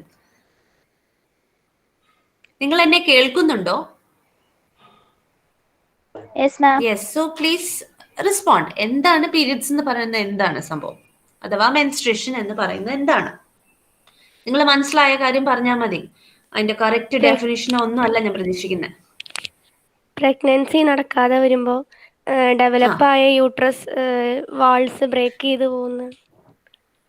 യെസ്, ഡെവലപ്പായ യൂട്രസിന്റെ വാൾസ് അഡീഷണൽ ആയിട്ട് പ്രഗ്നൻസിക്ക് വേണ്ടി ഉണ്ടായ ഒരുക്കങ്ങളൊക്കെ അത് ആവശ്യമില്ലാത്തതായതുകൊണ്ട് അത് ഓരോ മാസവും അത് ഡിസ്കാർഡ് ചെയ്ത് പോകുന്നതിനാണ് നമ്മൾ മെൻസ്ട്രേഷൻ എന്ന് പറഞ്ഞത്. അപ്പൊ മെൻസ്ട്രേഷൻ നടക്കുമ്പോൾ വാട്ട് ഇസ് ബീങ്, നമ്മളുടെ ചിലർ പറയുന്ന ഒരു കാര്യമാണ്, എന്താ, നമ്മുടെ ശരീരത്തിൽ നിന്ന് കുറേ ബ്ലഡ് പോകുന്നുണ്ട്. നല്ല ബ്ലഡാ പോകുന്നത്, ചീത്ത ബ്ലഡാ പോകുന്നത്? അതിനെ കുറിച്ച് നിങ്ങൾക്ക് എന്തെങ്കിലും അഭിപ്രായം ഉണ്ടോ? നല്ല ബ്ലഡ് ആണോ പോകുന്നത്, ചീത്ത ബ്ലഡ് ആണോ പോകുന്നത്? What do you say? Any idea? ആർക്കെങ്കിലും എന്തെങ്കിലും പറയാനുണ്ടോ, കമന്റ് ചെയ്യാനുണ്ടോ? പറഞ്ഞോളൂ. ചീത്ത ബ്ലഡ് ആയിരിക്കും. ആണോ? പറഞ്ഞോ, നിങ്ങളുടെ അഭിപ്രായങ്ങളാണ് ഞാൻ ചോദിക്കുന്നത്. അതില് ഹീമോഗ്ലോബിന്റെ അളവില്ല എന്ന ഒരു പ്രശ്നമുണ്ട്. ആ ബ്ലഡില് ആ ഹീമോഗ്ലോബിന്റെ അളവ് കുറവാണ്, അതില്ല എന്നുള്ള. ഹീമോഗ്ലോബിന്റെ അളവ് കുറവാണെങ്കിൽ how will you get red blood?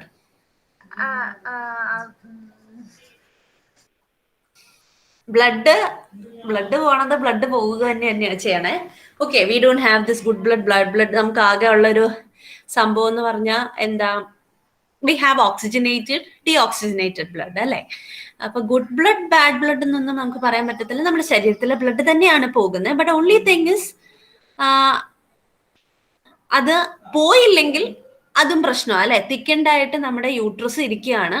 But ആ തിക്കനിങ് വന്നേക്കണ എന്തിനാ? ആ തിക്കനിങ് വന്നേക്കുന്നത് കൊണ്ടാണ് അഡീഷണൽ ബ്ലഡ് വെസൽസ് ഒക്കെ ഫോം ചെയ്തിട്ടുണ്ട് നമ്മുടെ യൂട്രസിൽ ടു റിസീവ് ദ ഫെർട്ടിലൈസേഷൻ നടക്കുവാണെങ്കിൽ റിസീവ് സൈഗോട്ടിനെ, ആ എംബ്രിയോനെ, ഫീറ്റസിനെ റിസീവ് ചെയ്യാനായിട്ട് ഒരു അഡീഷണൽ പ്രിപ്പറേഷൻസ് യൂട്രസ് ചെയ്ത് വെച്ചിട്ടുണ്ട്. അത് അങ്ങനെ തന്നെ സസ്റ്റെയിൻ ആയുള്ള പ്രശ്നം എന്താ?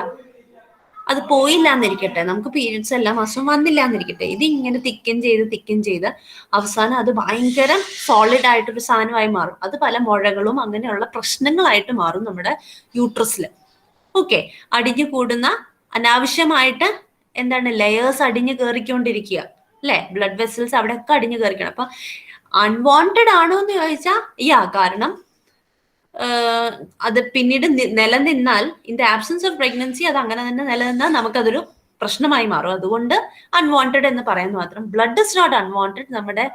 നമുക്ക് ആവശ്യമുള്ള ബ്ലഡ് തന്നെയാണ് പോകുന്നത്. പക്ഷെ അതങ്ങനെ നിലനിൽക്കുന്നത് നമുക്ക് ബുദ്ധിമുട്ടായതുകൊണ്ട് it gets discarded every month എന്ന് മാത്രം. Okay, you can say it is black blood ആണ് ഗുഡ് ബ്ലഡ് ആണെന്നൊന്നും നമുക്ക് പറയാൻ പറ്റത്തില്ല. ഈ ഒരു എന്താണ് മെൻസ്ട്രൽ സൈക്കിളിന്റെ ഫെർട്ടിലിറ്റി അഥവാ സേഫ് അല്ലാത്ത period I will come back. ഇത് ജസ്റ്റ് ഒന്ന് കാണിക്കാൻ ഞാൻ എടുത്തതേ ഉള്ളൂ. അപ്പം മെൻസ്ട്രൽ സൈക്കിൾ ഒരു സ്റ്റാൻഡേർഡ് സൈക്കിൾ, അല്ലെങ്കിൽ നമ്മൾ പറയുമ്പോൾ മെൻസ്ട്രൽ സൈക്കിളിന്റെ ഒരു കാലയളവ് 28 ഡേ സൈക്കിൾ ആയിട്ടാണ് നമ്മൾ പറയുന്നത്. അത് എല്ലാവർക്കും അറിയാമെന്ന് ഞാൻ വിശ്വസിക്കുന്നു. 28 ഡേ കറക്റ്റ് ആവണമെന്ന് യാതൊരു നിർബന്ധമില്ല. ഇറ്റ് ജസ്റ്റ് ഷുഡ് ബി ഒരു കറക്റ്റ് ഒരു സീക്വൻസ് ഉണ്ടാവുന്ന മാത്രം. ചിലർക്ക് 30 ഡേ സൈക്കിൾ ആയിരിക്കും, ചിലർക്ക് 35 ഡേ സൈക്കിൾ ആയിരിക്കും.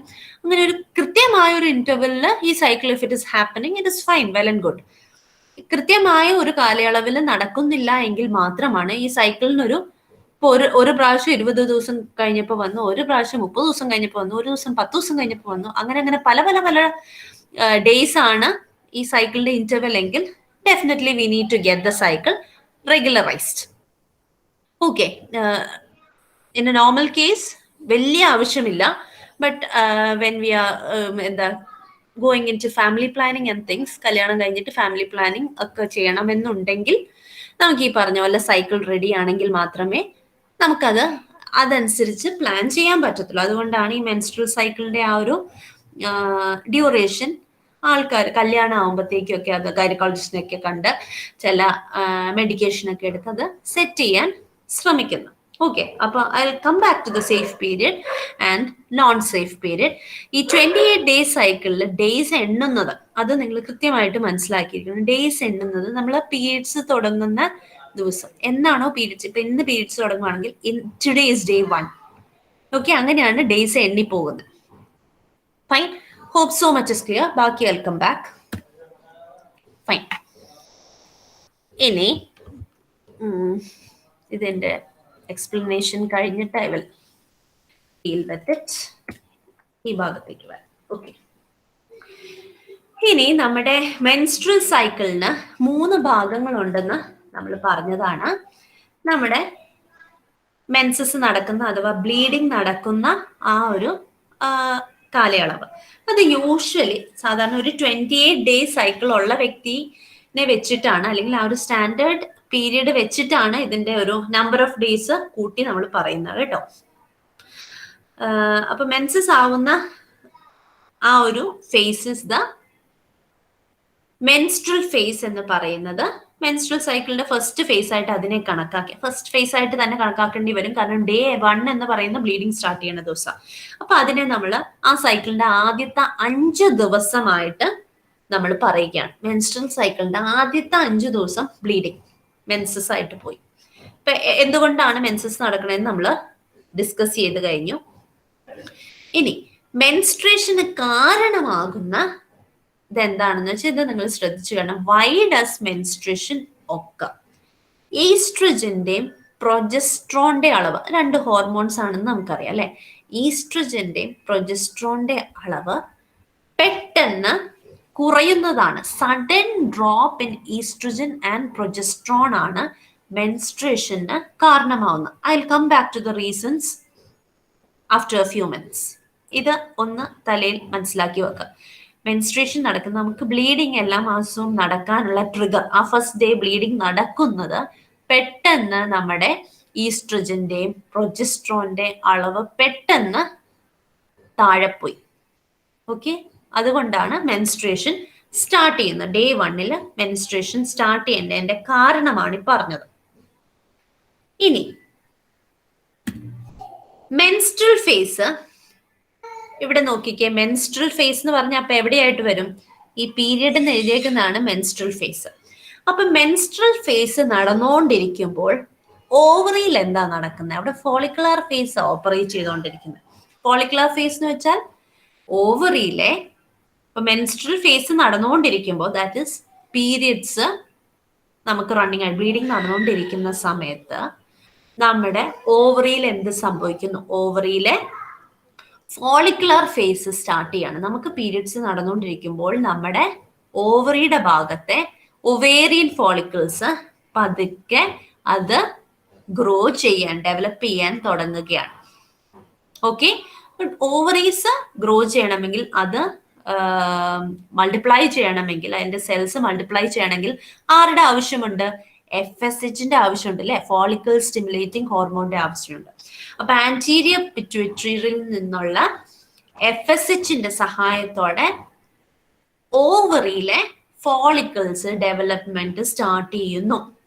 അപ്പൊ ഡെവലപ്മെന്റ് സ്റ്റാർട്ട് ചെയ്യുമ്പോൾ അവിടെ ഫോളിക്കിൾസ് വലുതായി വലുതായി വരുന്നു. ഫോളിക്കിൾസ് വലുതായി വരുമ്പോഴത്തേക്കും ഫോളിക്കിൾസിൽ നിന്ന് ഈസ്ട്രജൻ റിലീസ് ചെയ്യാൻ തുടങ്ങുന്നു. ഓക്കെ, അപ്പൊ ഈസ്ട്രജന്റെ അളവ് കുറച്ച് കൂടി വന്നോണ്ടിരിക്കുക. നമുക്ക് ഇവിടെ പീരിയഡ്സ് നടന്നുകൊണ്ടിരിക്കുമ്പോഴത്തേക്കും ഓവറിയിലെ അവസ്ഥ കേട്ടോ പറയണേ.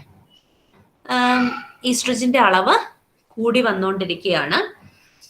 ഓക്കെ, അങ്ങനെ കൂടി വന്നോണ്ടിരിക്കുന്നു. പീരിയഡ്സ് ഇവിടെ കഴിഞ്ഞു, 5 ദിവസം ഉണ്ടായിരുന്നുള്ളൂ. പീരിയഡ്സ് കഴിഞ്ഞു. യൂട്രസിന്റെ അവിടെ അടുത്ത സ്റ്റേജിലേക്ക് കയറി. ഇവിടെ ഇങ്ങനെ ഈസ്ട്രജന്റെ അളവ് കൂടി അവിടെ ഫോളിക്കിൾസ് വളർന്നു വന്നുകൊണ്ടേ ഇരിക്കുവാണ് FSHന്റെ ഇൻഫ്ലുവൻസിൽ. ഓക്കെ, വളരണ അനുസരിച്ച് ഈസ്ട്രജൻ ഇങ്ങനെ റിലീസ് ചെയ്ത് കയറ്റിക്കൊണ്ടിരിക്കുക. യൂട്രസിൽ അപ്പൊ എന്താ സംഭവിക്കുന്നത്? ആദ്യത്തെ 5 ദിവസം ബ്ലീഡിങ് കഴിഞ്ഞു. നെക്സ്റ്റ് സ്റ്റേജിലേക്ക് യൂട്രസിൽ കയറി. നെക്സ്റ്റ് സ്റ്റേജ് എന്താ? യൂട്രസിന്റെ പ്രോളിഫറേറ്റീവ് ഫേസ്. യൂട്രസിന്റെ പ്രോളിഫറേറ്റീവ് ഫേസ് ആണ്. ആ സമയത്ത് യൂട്രസിൽ എന്താ സംഭവിക്കുന്നത്? അവിടെ സംഭവിക്കുന്നതെന്ന് പറഞ്ഞാൽ യൂട്രസിന്റെ എൻഡോമെട്രിയം അഥവാ യൂട്രസിന്റെ ആ ലൈനിങ്, യൂട്രസിന്റെ ആ വോള് തിക്കൻഡ് ആകുകയാണ്. ഓക്കെ, യൂട്രസിന്റെ എൻഡോമെട്രിയം തിക്കനിങ് നടക്കുന്നു. അതിൻ്റെ അകത്ത് അഡീഷണൽ ബ്ലഡ് വെസൽസ് ഒക്കെ കയറുന്നു. ഇതും ആരുടെ ഇൻഫ്ലുവൻസിലാണ്? FSH ഓൾറെഡി വരുന്നുണ്ടല്ലോ. അപ്പൊ FSH ഇവിടെ ഇൻഫ്ലുവൻസ് ചെയ്യുന്നുണ്ട്. ഈസ്ട്രജൻ ഓൾറെഡി ഇവിടെ നിന്ന് വരുന്നില്ലേ? ഈസ്ട്രജന്റെയും ഇൻഫ്ലുവൻസിലാണ് ഈ കാര്യങ്ങൾ നടക്കുന്നത്. ഓക്കെ, അപ്പൊ ഇത് ഓപ്പറേറ്റ് ചെയ്യണത് ഡേ 3 to day 13 വരെ, sorry, from day 6 to day 13 വരെയാണ് പ്രോളിഫറേറ്റീവ് ഫേസ് ഓപ്പറേറ്റ് ചെയ്യണം. പീരിയഡ്സ് എത്ര ദിവസമായിരുന്നു? 1 to 5 ആണ് പീരിയഡ് എങ്കിൽ പ്രോളിഫറേറ്റീവ് ഫേസ് ഓപ്പറേറ്റ് ചെയ്യണത് നെക്സ്റ്റ് ഡേ 6 തൊട്ട് ഡേ 13 വരെയാണ്. നമ്മുടെ സൈക്കിളിൽ ഡേ 6 to 13 വരെയാണ് പ്രോളിഫറേറ്റീവ് സ്റ്റേജ് ഓപ്പറേറ്റ് ചെയ്യണം. അപ്പൊ ഫോളിക്കുലർ ഫേസ് മൊത്തം എത്രയുണ്ടെന്ന് ചോദിച്ചാൽ പീരിയഡ്സിന്റെ ഒരു ഭാഗവും ഇതും കൂടെ കൂട്ടി വേണമെങ്കിൽ നമുക്ക് പറയാം. നിങ്ങളുടെ ടെക്സ്റ്റിൽ രണ്ടും വേറെ പറഞ്ഞിട്ടുണ്ട്. ഇത് സൈമിൾട്ടേനിയസ്ലി എന്ത് സംഭവിക്കുന്നു എന്ന് മനസ്സിലാക്കാൻ this table is very very useful. Okay, അപ്പൊ പീരിയഡ്സിന്റെ സമയത്തും നമ്മുടെ ഓവറിയുടെ അവിടെ ഫോളിക്കിൾസ് ഡെവലപ്പ് ചെയ്തുകൊണ്ടിരിക്കുകയാണ്. FSHന്റെ ഇൻഫ്ലുവൻസിൽ ഫോളിക്കിൾസ് ഡെവലപ്പ് ചെയ്യുന്ന അനുസരിച്ച് ഈസ്ട്രോജൻ പ്രൊഡ്യൂസ് ചെയ്തുകൊണ്ടിരിക്കുന്നു. ഓക്കെ, അപ്പൊ ഈ FSHന്റെ ഈസ്ട്രോജന്റെ സഹായത്തോടെയാണ് എൻഡോമെട്രിയം തിക്നിങ് ഒക്കെ അവിടെ പ്രിപ്പറേഷൻസ് ഒക്കെ യൂട്രസിൽ നടക്കുന്നത്. അത്രയും കാര്യം മനസ്സിലായല്ലോ? ഫൈൻ. ഇനി ഡേ 14 കറക്റ്റ് 14th ഡേ ആകുമ്പോഴാണ് 28 ഡേ സൈക്കിൾ ഉള്ളവർക്ക് കേട്ടോ 14th ഡേ ആകുമ്പോഴാണ് ഓവുലേഷൻ നടക്കുന്നത്. അഥവാ എഗ് ഒവേറിയൻ മെച്യൂർ ആയിട്ടുള്ള ഒരു ഒവേറിയൻ ഫോളിക്കിൾ മാത്രമേ മെച്യൂരിറ്റിയിൽ എത്തുള്ളൂ. ആ മെച്യൂർ ഫോളിക്കിളിനെ നമ്മൾ ഗ്രാഫിയൻ ഫോളിക്കിൾ എന്ന് വിളിക്കുന്നു. ഗ്രാഫിയൻ ഫോളിക്കിളിൽ നിന്ന് എഗ് പുറത്തേക്ക് തള്ളപ്പെടുന്നു. ഓക്കെ, ആ പുറത്തേക്ക് ബോഡി ക്യാവിറ്റിയിലേക്ക് റിലീസ് ചെയ്യുന്നതിനാണ് ഓവുലേഷൻ എന്ന് പറയുന്നത്. ഓവുലേഷൻ നടക്കുന്നത് FSHന്റെയും LHന്റെയും ലെവല് കുറയുമ്പോഴാണ് ഓവുലേഷൻ നടക്കുന്നത്. FSHന്റെയും LHന്റെയും ലെവല് കുറയുമ്പോൾ, ഇനിയിപ്പോ LH എവിടെ നിന്ന് വന്നു എന്നായിരിക്കും നിങ്ങളുടെ ഒരു സംശയം. ഇവിടെ നമ്മൾ പറഞ്ഞ FSHന്റെ ഇൻഫ്ലുവൻസിലാണ് ഫോളിക്കിൾസ് ഗ്രോ ചെയ്യുന്നത്. ഫോളിക്കിൾസ് ഗ്രോ ചെയ്യുന്ന അനുസരിച്ച് ഫോളിക്കിളിൽ നിന്ന് ഈസ്ട്രോജൻ പുറപ്പെടുവിപ്പിക്കുന്നു. ഓക്കെ, അങ്ങനെ ഈസ്ട്രോജൻ കുറച്ചധികമായി കഴിയുമ്പോഴത്തേക്കും ഈസ്ട്രോജൻ തിരിച്ച് നമ്മുടെ ആന്റീരിയർ പിറ്റ്യൂട്ടറിക്ക് സിഗ്നൽ കൊടുക്കും. ഇനിയിപ്പോ FSHന്റെ അളവ് കുറച്ചോ പകരം LHനെ താന്നോളാൻ പറഞ്ഞു. ഓക്കെ, FSHന്റെ അളവ് ഇപ്പൊ തൽക്കാലം കുറച്ചിട്ട് അടുത്ത റിലീസിങ് ഹോർമോണായ LHനെ തരാൻ പറഞ്ഞു. അങ്ങനെ ഈസ്ട്രോജൻ കൊടുക്കുന്ന സിഗ്നൽ അനുസരിച്ച്, സ്റ്റിമുലസ് അനുസരിച്ച് LH റിലീസ് ചെയ്യാൻ തുടങ്ങുന്നു. അപ്പൊ ഈ പ്രോളിഫറേറ്റീവ് ഫേസിൽ ഈസ്ട്രോജന്റെയും FSHന്റെയും മാത്രം ഇൻഫ്ലുവൻസ് അല്ല, LHന്റെയും ഇൻഫ്ലുവൻസ് വരുന്നുണ്ടെന്ന് സാരം. ഓക്കെ, LHന്റെ ഇൻഫ്ലുവൻസ് വരുന്നുണ്ട്. LHനെ തരാനായിട്ട് ആരാ സിഗ്നൽ കൊടുക്കുന്നത്? ഈസ്ട്രോജൻ ആണ് ആന്റീരിയർ പിറ്റ്യൂട്ടറിക്ക് സ്റ്റിമുലസ് കൊടുത്ത് LHനെ ഈ പറഞ്ഞ ഒവേറിയൻ ഫോളിക്കിൾസിൽ നിന്ന് റിലീസ് ചെയ്യുന്നത്. ഒവേറിയൻ ഫോളിക്കിൾസ് LH റിലീസ് ചെയ്യുന്ന സെക്കൻഡറി ഊസൈറ്റ്സ് ആയിട്ട് ഡെവലപ്പ് ചെയ്യുന്ന സമയത്തായിരിക്കും. അല്ലെങ്കിൽ കുറച്ചുകൂടെ അഡ്വാൻസ്ഡ് ഫോളിക്കിൾസ് ആയിട്ട്, കുറച്ചുകൂടെ അതിന്റെ ഗ്രോത്ത് ലെവൽ ഫോളിക്കിൾസ് ഏകദേശം ഗ്രാഫിയൻ ഫോളിക്കിൾസ് ഒക്കെ ആവുന്ന ആ ഒരു ഏകദേശം അത്രത്തോളം വളരുന്ന ഒരു സമയമാകുമ്പോഴത്തേക്കും ആയിരിക്കും LH അത് റിലീസ് ചെയ്യാൻ ഉള്ള സ്റ്റിമുലസ് അതിന് കിട്ടുന്നു. ഓക്കെ, അപ്പൊ LH കിട്ടുന്നു. അപ്പൊ LHന്റെയും FSHന്റെ അളവ് ഇച്ചിരി ഒന്ന് കുറയുമ്പോഴത്തേക്കാണ്. LH വന്നു തുടങ്ങിയിട്ടല്ലേ ഉള്ളൂ. LHന്റെ അളവ് ഒത്തിരി ആയിട്ടില്ല, കുറച്ച് LH ഉള്ളു. LHന്റെ അളവ് കുറവാണ്, FSHന്റെ അളവ് കുറയൂല. LH വന്നു കഴിഞ്ഞാൽ തന്നെ FSHന്റെ അളവ് കുറയ്ക്കാനാണ് LH വന്നത്. അപ്പൊ ഇത് രണ്ടിന്റെ അളവ് കുറയുന്ന ആ ഒരു സമയത്താണ് ഓവുലേഷൻ കൃത്യമായിട്ട് നടക്കുന്നത്. FSHന്റെയും LHന്റെ അളവ് കുറയുന്ന സമയത്ത്. ഇനി after ovulation what is happening? After ovulation എന്ന് പറയുന്നത് നമ്മുടെ യൂട്രൈൻ സൈക്കിളിൽ നമ്മൾ അതിനെ സെക്രീറ്ററി ഫേസ് എന്ന് വിളിക്കുന്നു. ഒവേറിയൻ അല്ലെങ്കിൽ ഓവറിയുടെ ഭാഗത്ത് നമ്മൾ അതിനെ ല്യൂട്ടിയൽ ഫേസ് എന്ന് വിളിക്കുന്നു. ഓക്കെ,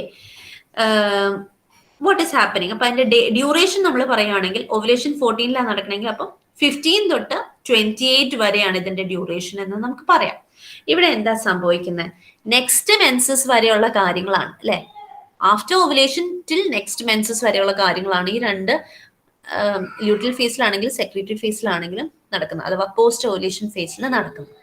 ഇവിടെ കോർപ്പസ് ലൂട്ടിയം ആയി മാറുമെന്ന് ഞാൻ പറഞ്ഞു ഇല്ലേ. ഈ ഒവേറിയൻ ഫോളിക്കിളിൽ നിന്ന് ഓവുലേഷൻ വഴി പുറത്തേക്ക് ചാടി. അപ്പൊ പിന്നെ ഇനി അവിടെ ബാക്കിയുള്ളത് എന്താ? ഒരു കുറെ ഫോളിക്കുലർ സെൽസ് മാത്രമുള്ള, ഓവം ഇല്ലാത്ത ഒരു ഗ്രാഫിയൻ ഫോളിക്കിൾ മാത്രമേ അവിടെ ഉള്ളൂ. ഓവം നഷ്ടപ്പെട്ട ഗ്രാഫിയൻ ഫോളിക്കിളേ ഉള്ളൂ. അതിനെന്ത് സംഭവിക്കുന്നു? അതാണ് കോർപ്പസ് ലൂട്ടിയമായിട്ട് രൂപാന്തരപ്പെടുന്നത്. കോർപ്പസ് ലൂട്ടിയത്തിന്റെ പണി എന്ന് പറഞ്ഞാൽ, കോർപ്പസ് ലൂട്ടിയം പ്രൊജസ്ട്രോൺ എന്ന ഹോർമോൺ പ്രൊഡ്യൂസ് ചെയ്തുകൊണ്ടേയിരിക്കും under the influence of LH എന്ന് പറഞ്ഞ സാധനം നമ്മൾ പറഞ്ഞല്ലോ. LHന്റെ ഇൻഫ്ലുവൻസിൽ കോർപ്പസ് ലൂട്ടിയം പ്രൊജസ്ട്രോൺ എന്ന ഹോർമോൺ പ്രൊഡ്യൂസ് ചെയ്തുകൊണ്ടേ ഇരിക്കും. അപ്പൊ ഈ ഒരു ഫേസിലെ LH വന്നു കഴിഞ്ഞാൽ അപ്പോൾ പ്രൊജസ്ട്രോൺ ചെറുതായിട്ട് വന്നു തുടങ്ങി എന്ന് മനസ്സിലാക്കണം. ഓക്കെ, LH എപ്പോ വരുന്നു? LHന്റെ നെക്സ്റ്റ് ഇതായിട്ട് LHന്റെ സ്റ്റിമുലസിൽ പ്രൊജസ്ട്രോൺ എന്ന ഹോർമോൺ പ്രോളിഫറേറ്റീവ് ഫേസിലും ഓവുലേഷന് ജസ്റ്റ് മുന്നേ ഒക്കെ പ്രൊജസ്ട്രോൺ ചെറിയ തോതിൽ വന്നു തുടങ്ങി. ലൂട്ടിയൽ ഫേസ് ആകുമ്പോഴത്തേക്കും പ്രൊജസ്ട്രോണിന്റെ അളവ് നല്ലോണം കൂടുന്നു. ഈസ്ട്രജന്റെ അളവ് കൂടുതലാണല്ലോ, ഈസ്ട്രജൻ നല്ലോണം പ്രൊഡ്യൂസ് ചെയ്തുകൊണ്ടിരിക്കുകയാണല്ലോ. FSH മാത്രമേ അവിടെ ഒരു ചെറിയ ബാക്ക് ഫീഡ്ബാക്ക് കൊടുത്ത് അവിടെ തൽക്കാലം ഒന്ന് തടങ്കൽ വെച്ചിട്ടുള്ളൂ. കോപ്പസ് ലൂട്ടിയം ഇങ്ങനെ പ്രൊജസ്ട്രോൺ പ്രൊഡ്യൂസ് ചെയ്തുകൊണ്ടേയിരിക്കും. എന്തിനാ? പ്രഗ്നൻസി ഹോർമോൺ എന്നാ പ്രൊജസ്ട്രോണിനെ അറിയപ്പെടുന്നത്.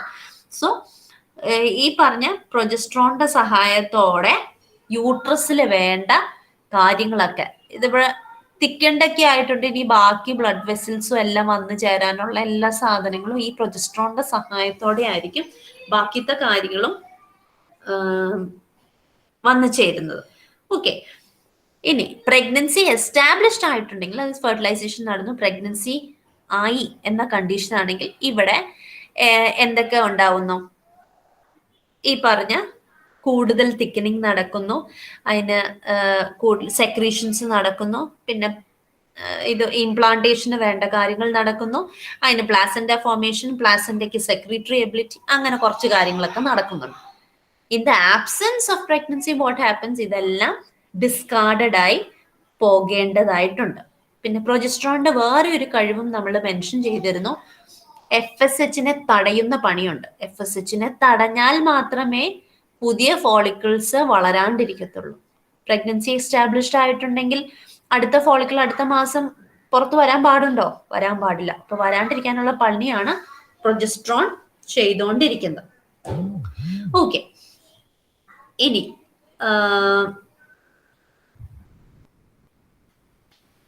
ഇൻ ദ ആബ്സെൻസ് എന്താ സംഭവിക്കുക? നമ്മൾ ഡിസ്കസ് ചെയ്തിരുന്നു. ഈ കോപ്പസ് ലൂട്ടിയം ഡിസ്കാർഡഡ് ആകുന്നു. കോപ്പസ് ലൂട്ടിയം അത് ഡീജനറേറ്റ് ആയി അൾട്ടിമേറ്റ്ലി കോപ്പസ് ആൽബിക്കൻസ് എന്ന് പറഞ്ഞൊരു വെള്ള സ്കാർ ആയി മാറുന്നു. അങ്ങനെ മൊത്തത്തിൽ അത് ഇല്ലാണ്ടാവുന്നു. കോപ്പസ് ലൂട്ടിയം ഇല്ലാണ്ടാവുന്നതോടെ പ്രൊജസ്ട്രോൺ ഇല്ലാണ്ടാവുന്നു അല്ലെ. പ്രൊജസ്ട്രോണിന്റെ അളവ് ഇപ്പൊ കുറയത്തില്ലേ?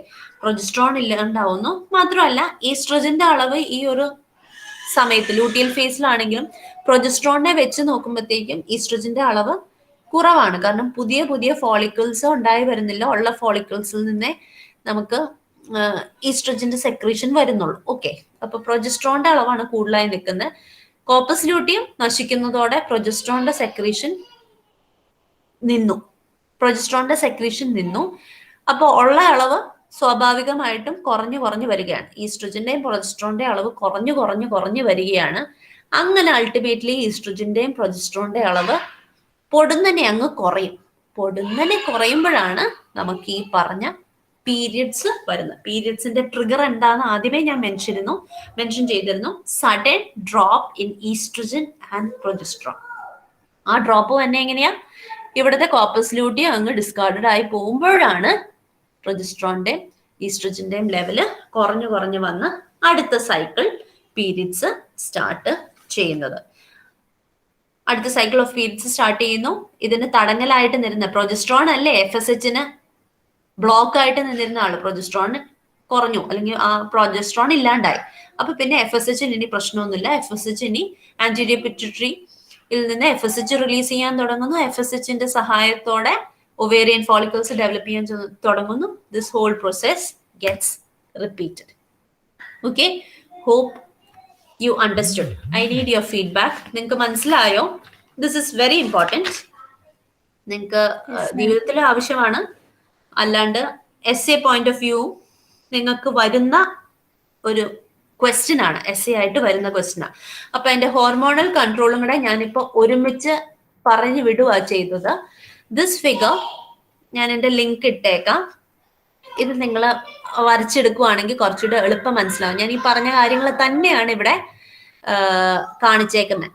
സ്റ്റിമുലേഷന് പച്ച ആരോ കൊടുത്തിട്ടുണ്ട്, ഇൻഹിബിഷന് നീല ആരോ കൊടുത്തിട്ടുണ്ട്. ഈ ഓരോ ഹോർമോണൽ പ്ലേ, ഈ 3 പ്രോസസ്സിലും ഹോർമോൺസ് എങ്ങനെയാണ് ഒരെണ്ണത്തിന്റെ കൂടുതൽ ഒരെണ്ണത്തിന്റെ കുറവ്, പെട്ടെന്ന് ഡ്രോപ്പ് ചെയ്യുമ്പോഴത്തേക്കും പെട്ടെന്ന് കൂടുമ്പോഴത്തേക്കും ഒക്കെയാണ് ഓരോരോ പ്രോസസ്സസ് നടക്കുന്നത്. എങ്ങനെയാണ് അത് ഓവറിയിലും യൂട്രസിലും ഒക്കെ അഫക്റ്റ് ചെയ്യുന്നതെന്നാണ് ഈ ഒരു പിക്ചർ കാണിക്കുന്നത്. Yes, again I'm coming back to the menstrual cycle. അപ്പൊ ആ 3 ഫേസിന്റെയും ഡ്യൂറേഷൻ നിങ്ങൾക്ക് മനസ്സിലായെന്ന് വിചാരിക്കുന്നു. Bleeding cycle for a 28-day menstrual cycle. Bleeding phase എന്ന് പറയുന്ന അഥവാ മെൻസ്ട്രൽ ഫേസ് എന്ന് പറയുന്ന ആദ്യത്തെ 5 ദിവസം, പിന്നത്തെ 6 തൊട്ട് 13 വരെയുള്ള ദിവസം, 6 തൊട്ട് 13 വരെയുള്ള ദിവസം നമ്മൾ എന്താ ഫോളിക്കുലർ ഫേസ്, പ്രോളിഫറേറ്റീവ് ഫേസ് എന്ന് നമ്മൾ പറഞ്ഞു. 14ാമത്തെ ദിവസം ഓവുലേഷൻ നടക്കുന്നു. 15 തൊട്ട് 28 വരെ നമ്മുടെ സെക്രീറ്ററി ഫേസ് എന്ന് അഥവാ ലൂട്ടിയൽ ഫേസ് എന്ന് നമ്മൾ പറഞ്ഞു. സോ ഓരോ 28 ഡേ മെൻസ്ട്രൽ സൈക്കിൾ ഉള്ള ഒരു വിമന് അതിൻ്റെ 14th ഡേ ആണല്ലോ ഓവുലേഷൻ നടക്കുന്നത് അല്ലേ? നമുക്കറിയാം പ്രഗ്നൻസി ആവാൻ ചാൻസ് ഉണ്ട്. ഇത് നമ്മൾ സേവ് ഇപ്പൊ ഒരു ക്വസ്റ്റ്യൻ വന്നിട്ടുണ്ടായിരുന്നു. I get back to that question right now. നമ്മൾ ഫെർട്ടിലിറ്റി ഫേസ് എന്ന് പറയുന്നത് 14th ഡേ ആണ് ഓവുലേഷൻ നടക്കുന്നത്. ഓവുലേഷൻ എന്ന് പറഞ്ഞാൽ എന്താ?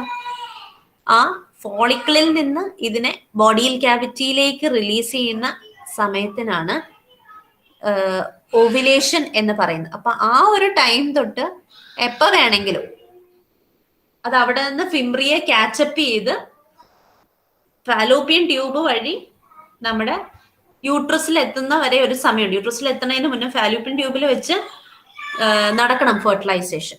അപ്പൊ 14th ഡേ എന്ന് പറഞ്ഞാലും നമുക്കൊരു പ്ലസ് ഓ മൈനസ്, ഇത് കൃത്യമല്ല ഈ കാണിച്ചേക്കുന്നത്, ഇതൊക്കെ അപ്രോക്സിമേറ്റ് ഡേയ്സ് ആണ്.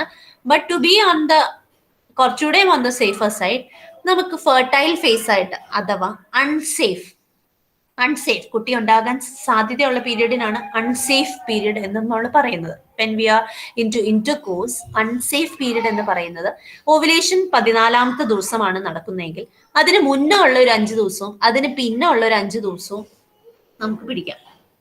ഓക്കെ, അൺസേഫ് ആയിട്ട് പിടിക്കാം. അതിന് മുന്നുള്ള 5 ദിവസം എന്ന് പറഞ്ഞാൽ ഇതെല്ലാം വരും ഇല്ലേ?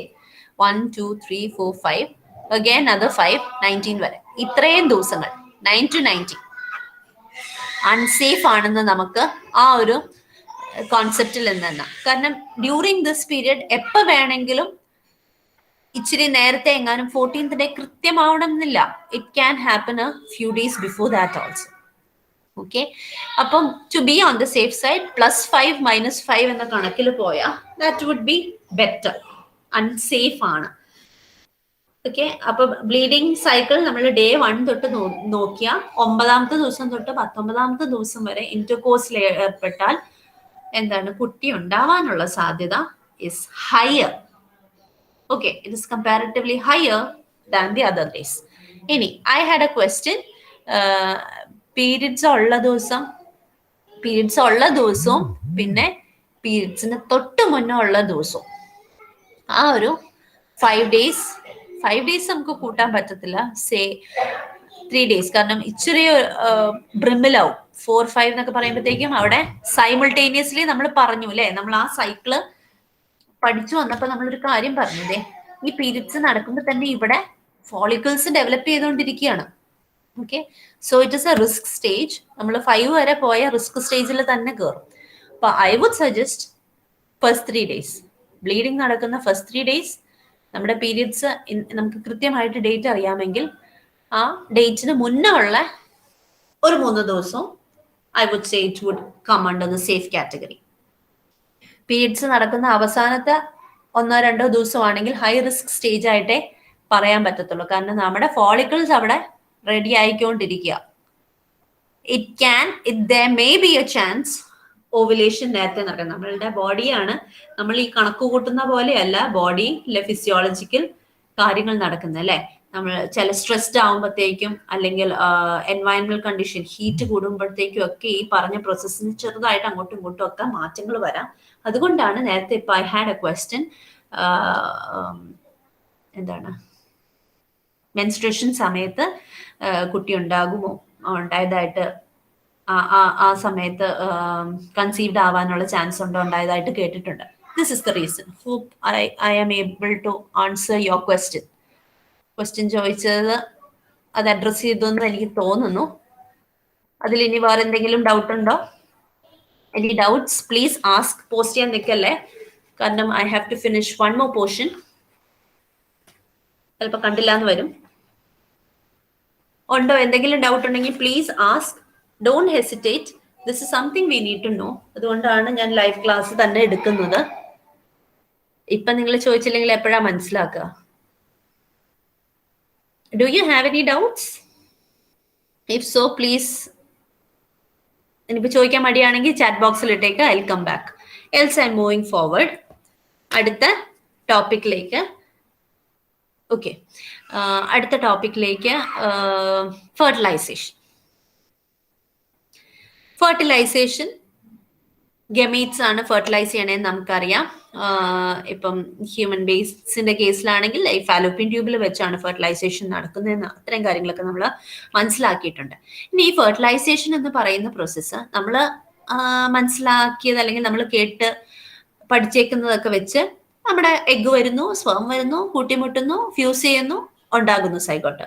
But it's not that simple. നമ്മൾ ഈ ഒരു ഇനി പറയാൻ പോകുന്ന കാര്യങ്ങൾ പഠിക്കുമ്പോൾ നമുക്ക് മനസ്സിലാവും ഫെർട്ടിലൈസേഷൻ എന്ന് പറയുന്നത് എത്ര കോംപ്ലക്സ് ആയിട്ടുള്ള പ്രോസസ്സ് ആണെന്ന് we will be understanding in detail. ഇപ്പോൾ ഒരു series of processes back to back ഒന്നും പാകപ്പിഴകൾ ഇല്ലാണ്ട് നടക്കുന്നത് കൊണ്ടാണ് സക്സസ്ഫുൾ ആയിട്ടുള്ള ഒരു ഫെർട്ടിലൈസേഷൻ നടക്കുന്നത് തന്നെ. ഓക്കെ, ദാറ്റ് ഇസ് വൈ എന്താ നമുക്ക് കുഞ്ഞുങ്ങൾ ഉണ്ടാകുക എന്ന് പറയുന്നത് വലിയ ദൈവാനുഗ്രഹമാണ് എന്ന് പറയുന്നതിൻ്റെ ഒരു പ്രധാന കാരണം you will understand when you learn this process physiology of fertilisation in detail. Okay, you will understand the beauty of God's creation also. Fine. അപ്പൊ ഫെർട്ടിലൈസേഷൻ ഇത് SC ആയിട്ട് ചോദിക്കുന്ന ഒരു ചോദ്യമാണ്. ഫെർട്ടിലൈസേഷൻ അതിൽ മെയിൻ ആയിട്ട് നടക്കുന്ന കുറച്ച് ഹെഡ്സ് ആണ് ഞാൻ ഈ സൈഡിൽ ഹെഡിങ് ആയിട്ട് ഇട്ടേക്കണം കേട്ടോ. ബാക്കി അതിനെ എക്സ്പ്ലെയിൻ ചെയ്യാനുള്ള പടങ്ങളായിരിക്കും കാണിക്കുന്നത്. അപ്പൊ ആ ഹെഡ്സ് നിങ്ങളുടെ ടെക്സ്റ്റിൽ കൊടുത്തിട്ടുണ്ട്, don't worry, but this figures would be useful for you to understand. അപ്പൊ ഫസ്റ്റ് സ്റ്റെപ്പ് എന്ന് പറയുന്നത് ആദ്യം ഇവര് തമ്മിൽ മീറ്റ് ചെയ്യണം അല്ലേ, ഇല്ലേ? എഗും സ്പേമും അടുത്ത് വരണം. ഓക്കെ, മേറ്റിംഗ് നടന്നു, മെയിലും ഫീമെയിലും മേറ്റ് ചെയ്തു, അഥവാ ഇന്റർകോഴ്സ് നടന്നു. ഇന്റർകോഴ്സ് നടന്നു കഴിയുമ്പോഴത്തേക്കും എത്തി ഫീമെയിലിന്റെ ജെനൈറ്റൽ ട്രാക്റ്റിൽ കയറിയിട്ടുണ്ട് സ്പേം. പക്ഷെ ഈ സ്പേം കണ്ടുപിടിക്കണ്ടേ, എഗിന്റെ അടുത്തെത്തുക എന്നുള്ളൊരു വലിയ പണി സ്പേമിന് ഉണ്ട്. അതെങ്ങനെ സംഭവിക്കുന്നു, എങ്ങനെയാണ് സ്പേം എഗ് എവിടെയാന്ന് കണ്ടുപിടിക്കണം, എങ്ങനെയാ? അതൊരു ക്വസ്റ്റ്യൻ അല്ലേ. How does sperm know where is the egg? സ്പേമിന് അറിയത്തില്ലല്ലോ. ഫാലോപ്പിയൻ ട്യൂബ് എന്ന് പറഞ്ഞൊരു സാധനം, ഈ തിയറി ഒന്നും സ്പേമിന് അറിയത്തില്ല. So how will it find out where is this?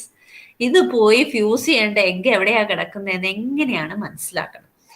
There comes in the role of our chemicals. നമ്മൾ പറയില്ലേ ഭയങ്കര കെമിക്കൽ ബോണ്ടിങ് ആണ്, അങ്ങനെ പറയുന്നത് ഭയങ്കര ഈ ഒരു സെഗ്മെന്റ് എടുക്കുമ്പോഴത്തേക്കും ഇറ്റ് ഇസ് റെലവൻറ്റ്. അവർ തമ്മിലുള്ള കെമിസ്ട്രി ഭയങ്കര എന്നൊക്കെ നമ്മൾ പറയാറില്ലേ, രണ്ടാൾക്കാർ തമ്മിലുള്ള എന്താ അവർ തമ്മിലുള്ള നല്ല ചേർച്ചയാന്ന് ഉദ്ദേശിക്കുന്നവർ അവർ തമ്മിലുള്ള കെമിസ്ട്രി ഭയങ്കരമാണ്. പക്ഷെ ഇവിടെ ആക്ച്വലി ബയോ കെമിസ്ട്രി ആണ് it comes into play. Okay, that is how the sperm identifies where the ovum is and which ഇത് എൻ്റെ തന്നെ ഓവമാണ്, ഞാൻ ഫ്യൂസ് ചെയ്യേണ്ട ഓവം തന്നെയാണ് മനസ്സിലാക്കുന്നത്. ഈ ഒരു കെമിസ്ട്രിയുടെ എന്താണ് മിസ്റ്ററി ആണെന്ന് വേണമെങ്കിൽ പറയാം. കെമിക്കൽ അട്രാക്ഷൻ ആണ് അതിന് കാരണം. ഇപ്പൊ smaller forms of organism, coelenterates, insects, അവരുടെ എഗ്സ് എടുത്ത് നോക്കിയാൽ ഈ എഗ്ഗില്, ഫീമെയിലിന്റെ എഗ്ഗില്ലേ, എഗ്ഗിന് ചുറ്റും ഒരു കോറിയോൺ എന്ന് പറഞ്ഞൊരു കവറിങ് ഉണ്ടാവും. ഈ കോറിയോണിൽ ചില സബ്സ്റ്റൻസസ് കാണും, ചില കെമിക്കൽസ് അതിൻ്റെ അകത്ത് സസ്പെൻഡഡ് ആയിട്ടുണ്ട്. ഈ കെമിക്കൽസ് സ്പേമിനെ അട്രാക്ട് ചെയ്യും, കീമോടാക്സിസ് നടക്കും. ഓക്കെ, അങ്ങനെയാണ് കുഞ്ഞു ഫോംസിലൊക്കെ കീമോടാക്സിസ് അല്ലെങ്കിൽ കെമിക്കൽ അട്രാക്ഷൻ, കെമിക്കൽ ബോണ്ടിങ് നടക്കുന്നത് കുഞ്ഞു ഓർഗാനിസംസിന്റെ എഗ്സിൽ.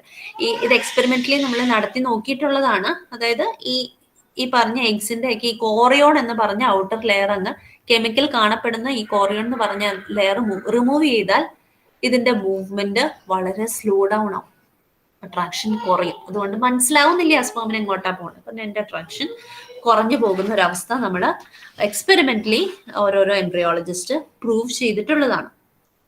ഇനി ഹയർ ഫോംസ് ആകുമ്പോഴത്തേക്കും it is something like fertilizin, anti fertilizin എന്ന് പറഞ്ഞ സാധനങ്ങളാണ് അവിടെ they come into play, come into action. Okay, fertilizin and രണ്ടും chemicals ആണ്.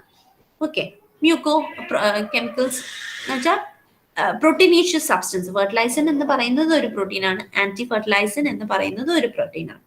ഫെർട്ടിലൈസൻ എഗിന്റെ സർഫസിൽ, ഇത് ഫെർട്ടിലൈസൻ ആയിട്ട് നമുക്ക് സങ്കല്പിക്കാം. ഓക്കെ, ആ ഒരു ബോക്സ് പോലെ ഇരിക്കുന്ന സാധനം നമുക്ക് ഫെർട്ടിലൈസൻ ആയിട്ട് സങ്കല്പിക്കാം. ഫെർട്ടിലൈസൻ എന്ന് പറയുന്നത് ഒരു ഗ്ലൈക്കോ പ്രോട്ടീൻ ആണ്. ഒരു ഗ്ലൈക്കോ പ്രോട്ടീനോ മ്യൂക്കോ പോളിസാക്രൈറ്റോ എന്തെങ്കിലും ആണെന്ന് നമുക്ക് പറയാം. എനിവേ ഒരു പ്രോട്ടീൻ ആണ്. ഓക്കെ, ഇതൊരു ഗ്ലൈക്കോ പ്രോട്ടീൻ ആണ് ഫെർട്ടിലൈസൻ എന്ന് പറയുന്നത്. അത് എവിടെ കാണുന്ന ഗ്ലൈക്കോ പ്രോട്ടീൻ ആണ്? എഗിന്റെ സർഫസിൽ കാണുന്ന, എഗിന്റെ കോട്ടിംഗ് ആയിട്ട് കാണുന്ന ഗ്ലൈക്കോ പ്രോട്ടീൻ ആണ് ഫെർട്ടിലൈസൻ. അപ്പം ഒരെണ്ണം പഠിച്ചാൽ മതി, മറ്റൊന്ന് നമുക്ക് മനസ്സിലാവും. അതിന്റെ ഓപ്പോസിറ്റ് ആയ ആന്റി ഫെർട്ടിലൈസൻ എവിടെ കാണുന്നതായിരിക്കും? ആന്റി ഫെർട്ടിലൈസൻ നമ്മുടെ സ്പേമിൽ കാണുന്ന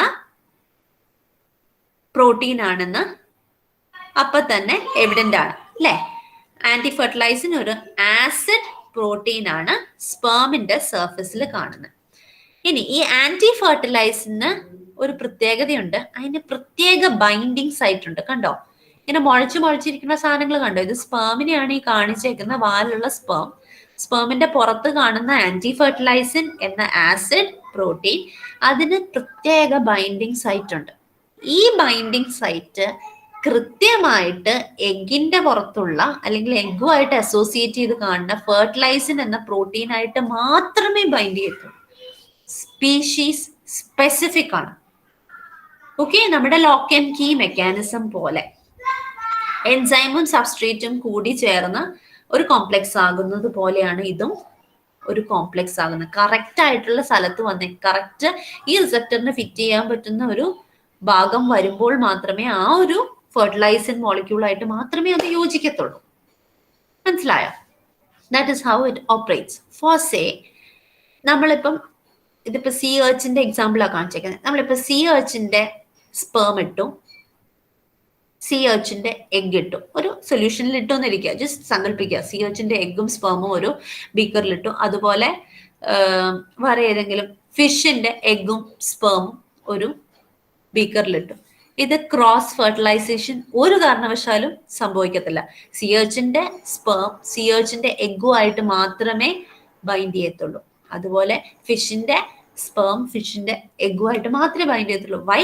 ഈ പറഞ്ഞ പോലെ ഈ bonding fertilizin anti fertilizin reaction what is it species specific ആയതുകൊണ്ട് അങ്ങനെ മാത്രമേ ബോണ്ടിങ് നടക്കുകയുള്ളൂ. Okay, so you understand the chemical bonding between the two. ഇനി ഇത് കീമോടാക്സിസിനും സഹായിക്കുന്നുണ്ട്. എങ്ങനെയാണ്? എഗിന്റെ സർഫസിൽ ഈ സാധനം ഉണ്ട് അല്ലെ? അപ്പൊ എഗിന്റെ സർഫസിലുള്ള ഈ ഫെർട്ടിലൈസൻ എന്ന് പറഞ്ഞ ഗ്ലൈക്കോ പ്രോട്ടീൻ കുറച്ചൊക്കെ ആ എഗ് കാണപ്പെടുന്ന ആ ഭാഗത്തുള്ള ഫ്ലൂയിഡിൽ കുറച്ച് ഡിസോൾവ് ആയി കിടക്കുന്നുണ്ടോ? അപ്പൊ അതിനെ സെൻസ് ചെയ്ത്, ആ കെമിക്കലിനെ സെൻസ് ചെയ്താണ് സ്പേം മുന്നോട്ട് ഫീമെയിൽ ജെനൈറ്റൽ ട്രാക്റ്റില് നീങ്ങി മുന്നോട്ട് കയറുന്നത്. മാത്രമല്ല സ്പേം വന്ന് മീറ്റ് ചെയ്യുന്നതോടെ ഫെർട്ടിലൈസൻ ആന്റി ഫെർട്ടിലൈസൻ ഈ കോംപ്ലക്സ് ഫോം ചെയ്യുന്നതോടെ എഗിന്റെ ആക്ടിവേഷൻ നടക്കുന്നു. എഗിന്റെ ഉള്ളിലും കുറെ പ്രോസസ്സസ് നടക്കുന്നുണ്ട്. അപ്പൊ ഈ ഒരു ബൈൻഡിങ് എഗിന്റെ ഉള്ളിലെ പ്രോസസ്സസ് ആക്ടിവേറ്റഡ് ആകാൻ കൂടി സഹായിക്കുന്നുണ്ട്. ഓക്കെ, സോ അങ്ങനെയാണ് രണ്ട് ഗമീറ്റ്സും മെയിൽ ആൻഡ് ഫീമെയിൽ ഗമീറ്റ്സും മീറ്റ് ചെയ്യുന്നത്. ചില്ലറ പ്രോസസ് അല്ല എന്ന് നമുക്ക് മനസ്സിലായി. ഇനി അടുത്ത പരിപാടി കപ്പാസിറ്റേഷൻ. കപ്പാസിറ്റേഷൻ നമ്മൾ മലയാളീകരിച്ച് പറയുവാണെങ്കിൽ അത് കുറച്ചുകൂടെ എളുപ്പം നമുക്ക് മനസ്സിലാവും. നമ്മുടെ സ്പേമിന് കുറച്ചുകൂടെ കപ്പാസിറ്റി ഉണ്ടാക്കി കൊടുക്കുന്ന പരിപാടിയാണ് ഈ കപ്പാസിറ്റേഷൻ എന്ന് പറയുന്നത്. ഓക്കെ, എഗ്ഗിനെ ഫെർട്ടിലൈസ് ചെയ്യാൻ അതിന് കുറച്ചുകൂടെ എബിലിറ്റി ഉണ്ടാക്കി കൊടുക്കണം, കുറച്ചുകൂടെ കഴിവുണ്ടാക്കി കൊടുക്കുന്ന പരിപാടിക്കാണ് കപ്പാസിറ്റേഷൻ എന്ന് പറയുന്നത്. കപ്പാസിറ്റേഷൻ നടക്കണമെങ്കിൽ സ്പേം ഫീമെയിൽ ജെനൈറ്റൽ ട്രാക്റ്റിന്റെ ഉള്ളിൽ കയറിയാൽ മാത്രമേ കപ്പാസിറ്റേഷൻ നടക്കത്തുള്ളൂ. ഓക്കെ, അതിന്റെ ഒരു representation this figure also clearly explains what is happening. Epididymal, ഈ എപ്പിഡീഡമസ് എന്ന് പറഞ്ഞ വാക്ക് ഓർക്കുണ്ടോ? മെയിൽ റീപ്രൊഡക്റ്റീവ് ഓർഗൻ പഠിച്ചപ്പോൾ നമ്മൾ പഠിച്ച അവിടുത്തെ ആക്സസറി സ്ട്രക്ചർ ആണ് എപ്പിഡീഡമസ്. അവിടെയാണ് സ്പേമിന്റെ തൽക്കാലമുള്ള സ്റ്റോറീസ് നടക്കുന്നതെന്നൊക്കെ നമ്മൾ പഠിച്ചാണ്. ആ ഒരു ഇതിലൂടെയാണ് ഇറങ്ങി വരുന്നത്. അപ്പൊ എപ്പിഡിഡമിസ് എന്ന് വരുന്ന സ്പേമിന്റെ അവസ്ഥ നിറയെ സാധനങ്ങൾ കണ്ടോ, സർഫസ് മോളിക്യൂൾസ് അല്ലെങ്കിൽ പ്രോട്ടീൻസ് ഇവിടെ നിറയെ അതിന്റെ സർഫസിൽ കാണുന്നുണ്ട്. ഇജാക്കുലേറ്റഡ്, അതായത് ഫീമെയിൽ റീപ്രൊഡക്റ്റീവ് ട്രാക്ടിന്റെ ഉള്ളിലേക്ക് പുറന്തള്ളുന്ന സ്പേം.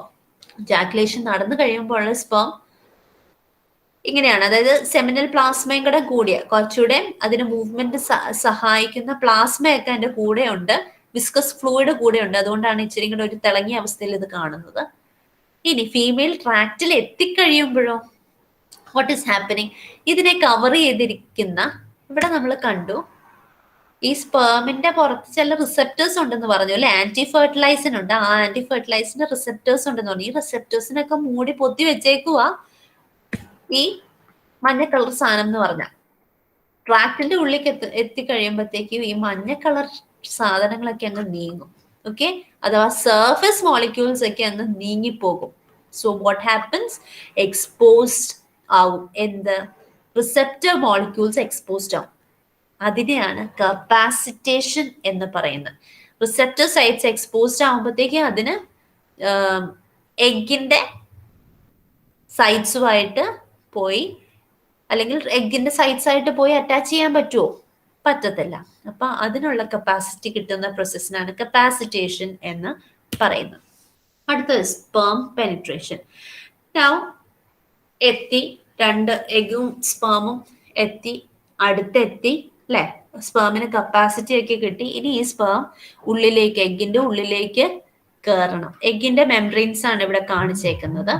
എഗ്ഗ് ഏറ്റവും ഉള്ളില്, എഗ്ഗിനൊരു പെരിവിട്രലൈൻ സ്പേസ് ഉണ്ട്. പെരിവിട്രലൈൻ സ്പേസിനെ ലൈൻ ചെയ്തേക്കുന്ന ഒരു, അതിവിടെ കാണിച്ചിട്ടില്ല, വിട്രലൈൻ മെംബ്രെയിൻ ഉണ്ട്. ഈ ഓറഞ്ച് ഭാഗം മൊത്തം ആ സ്പേസ് ഗ്യാപ്പാണ്. ആ ഗ്യാപ്പിനെ ലൈൻ ചെയ്യുന്ന ഒരു വിട്രലൈൻ മെംബ്രെയിൻ ഉണ്ട്. അതിന്റെ പുറത്ത് സോണ പെലൂസിഡ ഉണ്ട്. പിന്നെ ക്യൂമുലസ് ഊഫോറസ് ഉണ്ട്. ക്യൂമുലസ് സെൽസ്, ക്യൂമുലസ് ഊഫോറസ് നമ്മൾ പഠിച്ചതാണ്. എന്തായിരുന്നു? ഗ്രാഫിയൻ ഫോളിക്കിൾ പഠിച്ചപ്പോൾ. ഗ്രാഫിയൻ ഫോളിക്കിൾ എന്ന് പറഞ്ഞ ഒരു വട്ടത്തിലൊരു സാധനമായിരുന്നു. അതിന്റെ നടുക്കായിട്ടാണ് എഗ് അഥവാ ഓവം കണ്ടിരുന്നത്. ആ ഓവത്തിന്റെ കവറിംഗ് മെംബ്രെയിൻസ് ഈ ഗ്രാഫിയൻ ഫോളിക്കിളിന് ഒരു ക്യാവിറ്റി ഉണ്ടെന്ന് പറഞ്ഞു.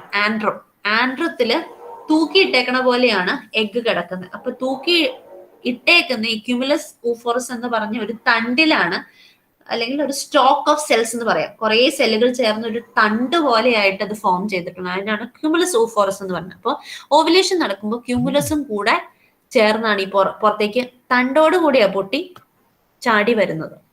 ഓക്കെ, അപ്പൊ ഒരു റോ ഓഫ് സെൽസ്, ഒന്നോ രണ്ടോ റോ ഓഫ് സെൽസ് കുറച്ച് ഇതിനെ ഒന്ന് കവർ ചെയ്ത് കിടക്കുന്നുണ്ട്. അപ്പൊ അതിന്റെ ലെയേഴ്സ് മനസ്സിലായെന്ന് വിചാരിക്കുന്നു. എഗ് ഉണ്ട്. അപ്പൊ എഗ്ഗിനെ ചുറ്റും ഇവിടെ അതും കാണിച്ചിട്ടില്ല, പ്ലാസ്മ മെംബ്രെയിൻ. എഗ്ഗിനെ ചുറ്റി ഒരു പ്ലാസ്മ മെംബ്രെയിൻ ഉണ്ട്. അത് കഴിഞ്ഞ് പെരിവിട്രലൈൻ സ്പേസ് ഉണ്ട്. ആ പെരിവിട്രലൈൻ സ്പേസിനെ ചുറ്റി ഒരു വിട്രലൈൻ മെംബ്രെയിൻ ഉണ്ട്. അതിന്റെ പുറത്തൊരു സോണ പെലൂസിഡ ഉണ്ട്. പിന്നെ ക്യൂമുലസ് ഊഫോറസിന്റെ സെൽസ് ഉണ്ട്. അപ്പൊ സ്പേം ഇതിനെയൊക്കെ തുളച്ച് വേണം എഗ്ഗ് വരെ എത്താൻ. എങ്ങനെയാണ് തുളയ്ക്കുന്നത്? അതും കെമിക്കലാണ്. സ്പേമിന്റെ അറ്റത്ത് ഈ ചുമന്ന കളറ്, സ്പേമിന്റെ അറ്റത്ത് അക്രോസോം ഉണ്ടെന്ന് പറഞ്ഞു അല്ലെ.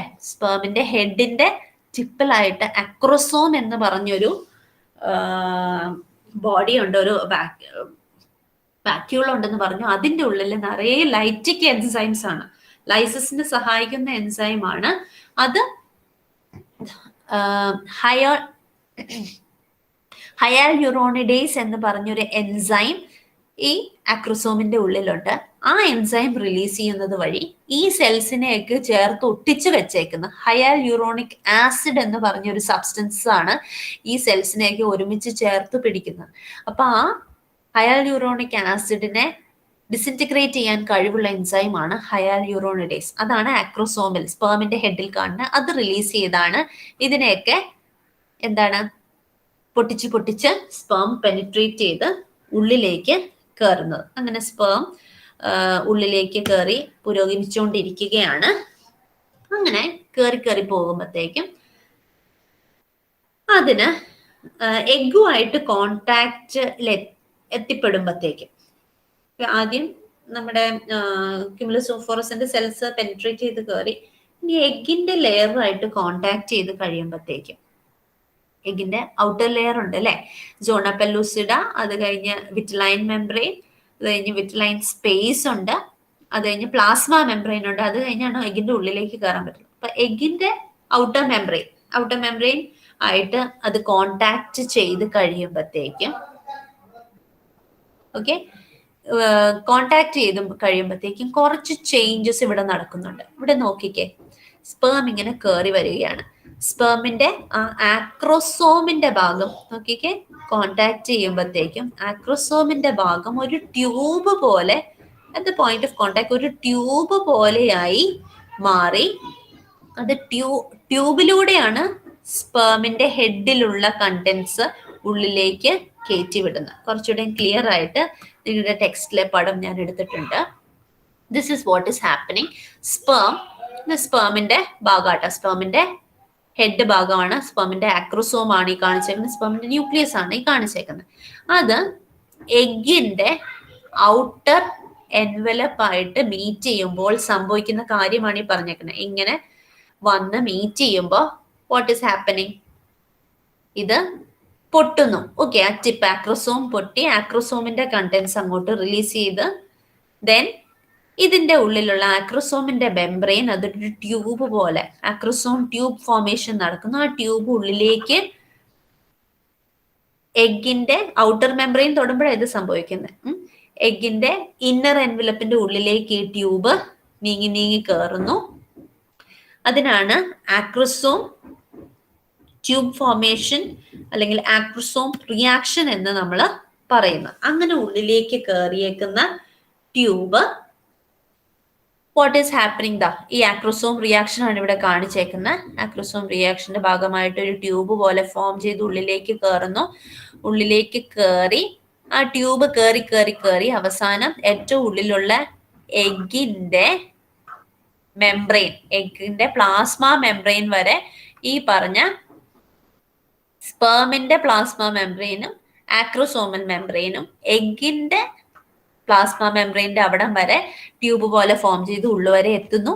എന്നിട്ട് അത് തമ്മിൽ സൈറ്റോപ്ലാസ്മിക് ഫ്യൂഷൻ നടക്കുന്നു. സ്പേമിന്റെ മെംബ്രെയിനും എഗ്ഗിന്റെ മെംബ്രെയിനും തമ്മിൽ സൈറ്റോപ്ലാസ്മിക് ഫ്യൂഷൻ നടക്കുന്നു. വീണ്ടും this is from your text.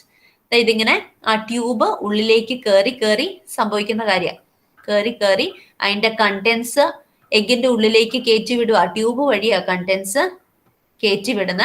അപ്പൊ ആ കയറ്റി വിടുന്ന പോയിന്റ് ഓഫ് കോണ്ടാക്ട് സ്പേമും എഗ്ഗും മീറ്റ് ചെയ്യുന്ന ആ ഒരു ഭാഗത്ത് കണ്ടോ, ഇവിടെ ഒരു കോൺ പോലെ ആയി മാറിയേക്കുന്ന കണ്ടോ, കോൺ പോലെ ആയി മാറിയേക്കുന്ന കണ്ടോ. അതിനാണ് ഫെർട്ടിലൈസേഷൻ കോൺ എന്ന് പറയുന്നത്. At the site of entry of the sperm the region of the egg forms a cone. ആ കോണിലൂടെയാണ് ഈ പറഞ്ഞ സ്പേമിന്റെ കണ്ടൻസ്. എന്താണ് കണ്ടൻസ് പറയണത്, എന്തൊക്കെയാണ് നമ്മൾ ഉദ്ദേശിക്കണേ? അതിന്റെ സ്പേമിന്റെ ന്യൂക്ലിയസും മൈറ്റോകോൺട്രിയനെ ഉള്ളിലേക്ക് കയറ്റി വിടുന്ന, ടെയില് മാത്രം നമ്മൾ പുറന്തള്ളുന്നു. ബാക്കി കാര്യങ്ങളെല്ലാം ഉള്ളിലേക്ക് കയറ്റി വിടുകയാണ് ചെയ്യുന്നത്. അപ്പൊ that is known as the fertilisation cone formation. Cytoplasmic ഫ്യൂഷന്റെ കൂടെ വരുന്നതാണ്.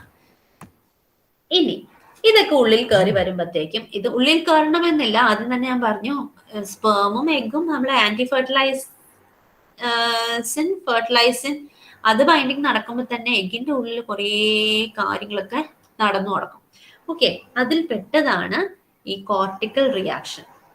കോർട്ടിക്കൽ റിയാക്ഷൻ അതിന്റെ പാരമ്യത്തിൽ എത്തുന്നത് അത് കറക്റ്റായിട്ട് സ്പേമും എഗ്ഗും ഫ്യൂസ് ചെയ്ത് കഴിയുമ്പോൾ, സ്പേം വന്ന് എഗ്ഗിന്റെ മെംബ്രെയിൻ ഹിറ്റ് ചെയ്ത് കഴിയുമ്പോഴത്തേക്കും ഇത് നോക്കിക്കേ, ഒരു സ്പേം വന്ന് ഹിറ്റ് ചെയ്യുമ്പോഴത്തേക്കും ഇവിടെ എന്താ സംഭവിക്കുന്നത്? എഗ്ഗിന്റെ ഉള്ളിലാണ് ഈ കുഞ്ഞു ബ്ലൂ ഡോട്ട്സ് കാണിച്ചേക്കുന്നത്. ഓക്കെ, കോർട്ടിക്കൽ ഗ്രാനുൾസ്, എഗ്ഗിന്റെ ഉള്ളിലെ കോർട്ടെക്സിൽ കാണുന്ന ഗ്രാനുൾസ് ആണ്. ആ ഗ്രാനുൾസ് പൊട്ടി എഗ്ഗിന്റെ ഈ മെംബ്രെയിൻ കണ്ടോ, ഇത് വിറ്റലൈൻ മെംബ്രെയിൻ ആണ്. വിറ്റലൈൻ മെംബ്രെയിൻ ഞാൻ പറഞ്ഞിരുന്നു, എഗ്ഗിനൊരു പ്ലാസ്മ മെംബ്രെയിൻ ഉണ്ട്, ഒരു വിറ്റലൈൻ മെംബ്രെയിൻ ഉണ്ട്. ആ വിറ്റലൈൻ മെംബ്രെയിന്റെ പ്ലാസ്മ മെംബ്രെയിന്റെ ഇടയ്ക്കുള്ള ഗ്യാപ്പിനാണ് പെരി വിറ്റലൈൻ സ്പേസ് എന്ന് പറയുന്നത്.